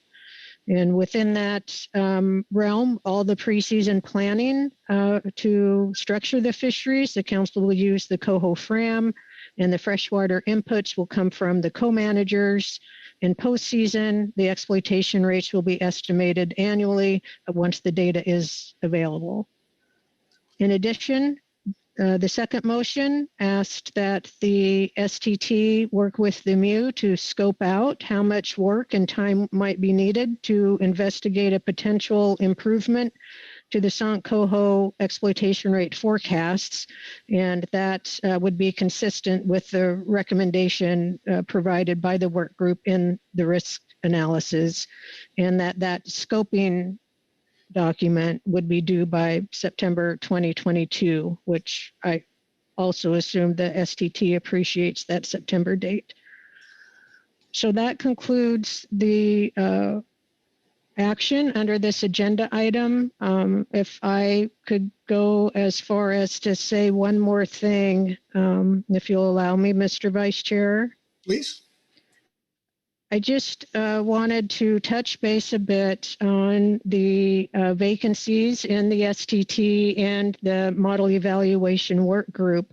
I'll certainly acknowledge that a lot of the positions are being filled by very competent employees provided by the states and the tribes, but to become I guess you'd say an official member for the STT, and I believe for the MU as well, there is a process that the council has to go to appoint those members. So as we approach the March meeting, I just wanted to put the bug in the ear if the agencies are able, that it would be beneficial to try to get that work done. I understand staffing and turnover, but I did want to at least remind the council folks that the process is, it takes more than one council meeting to get people on officially. We have to go through the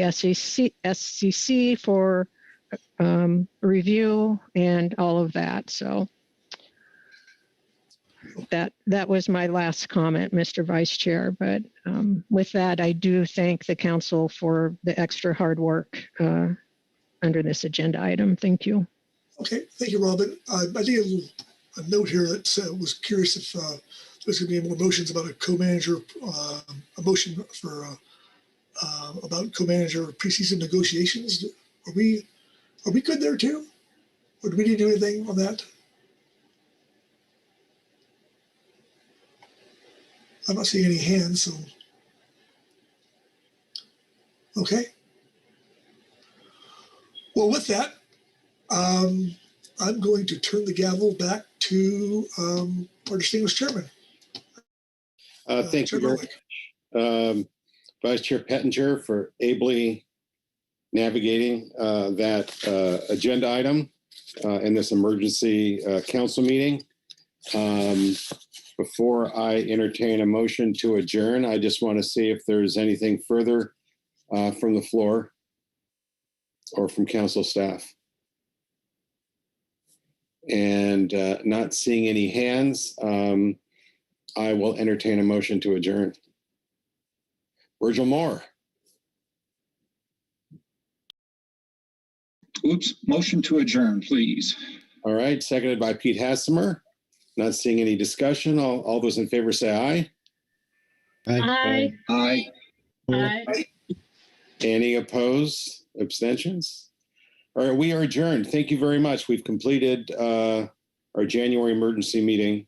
And thanks to all, not just the council members, to all the staff for the agencies, as well as council staff for making this emergency meeting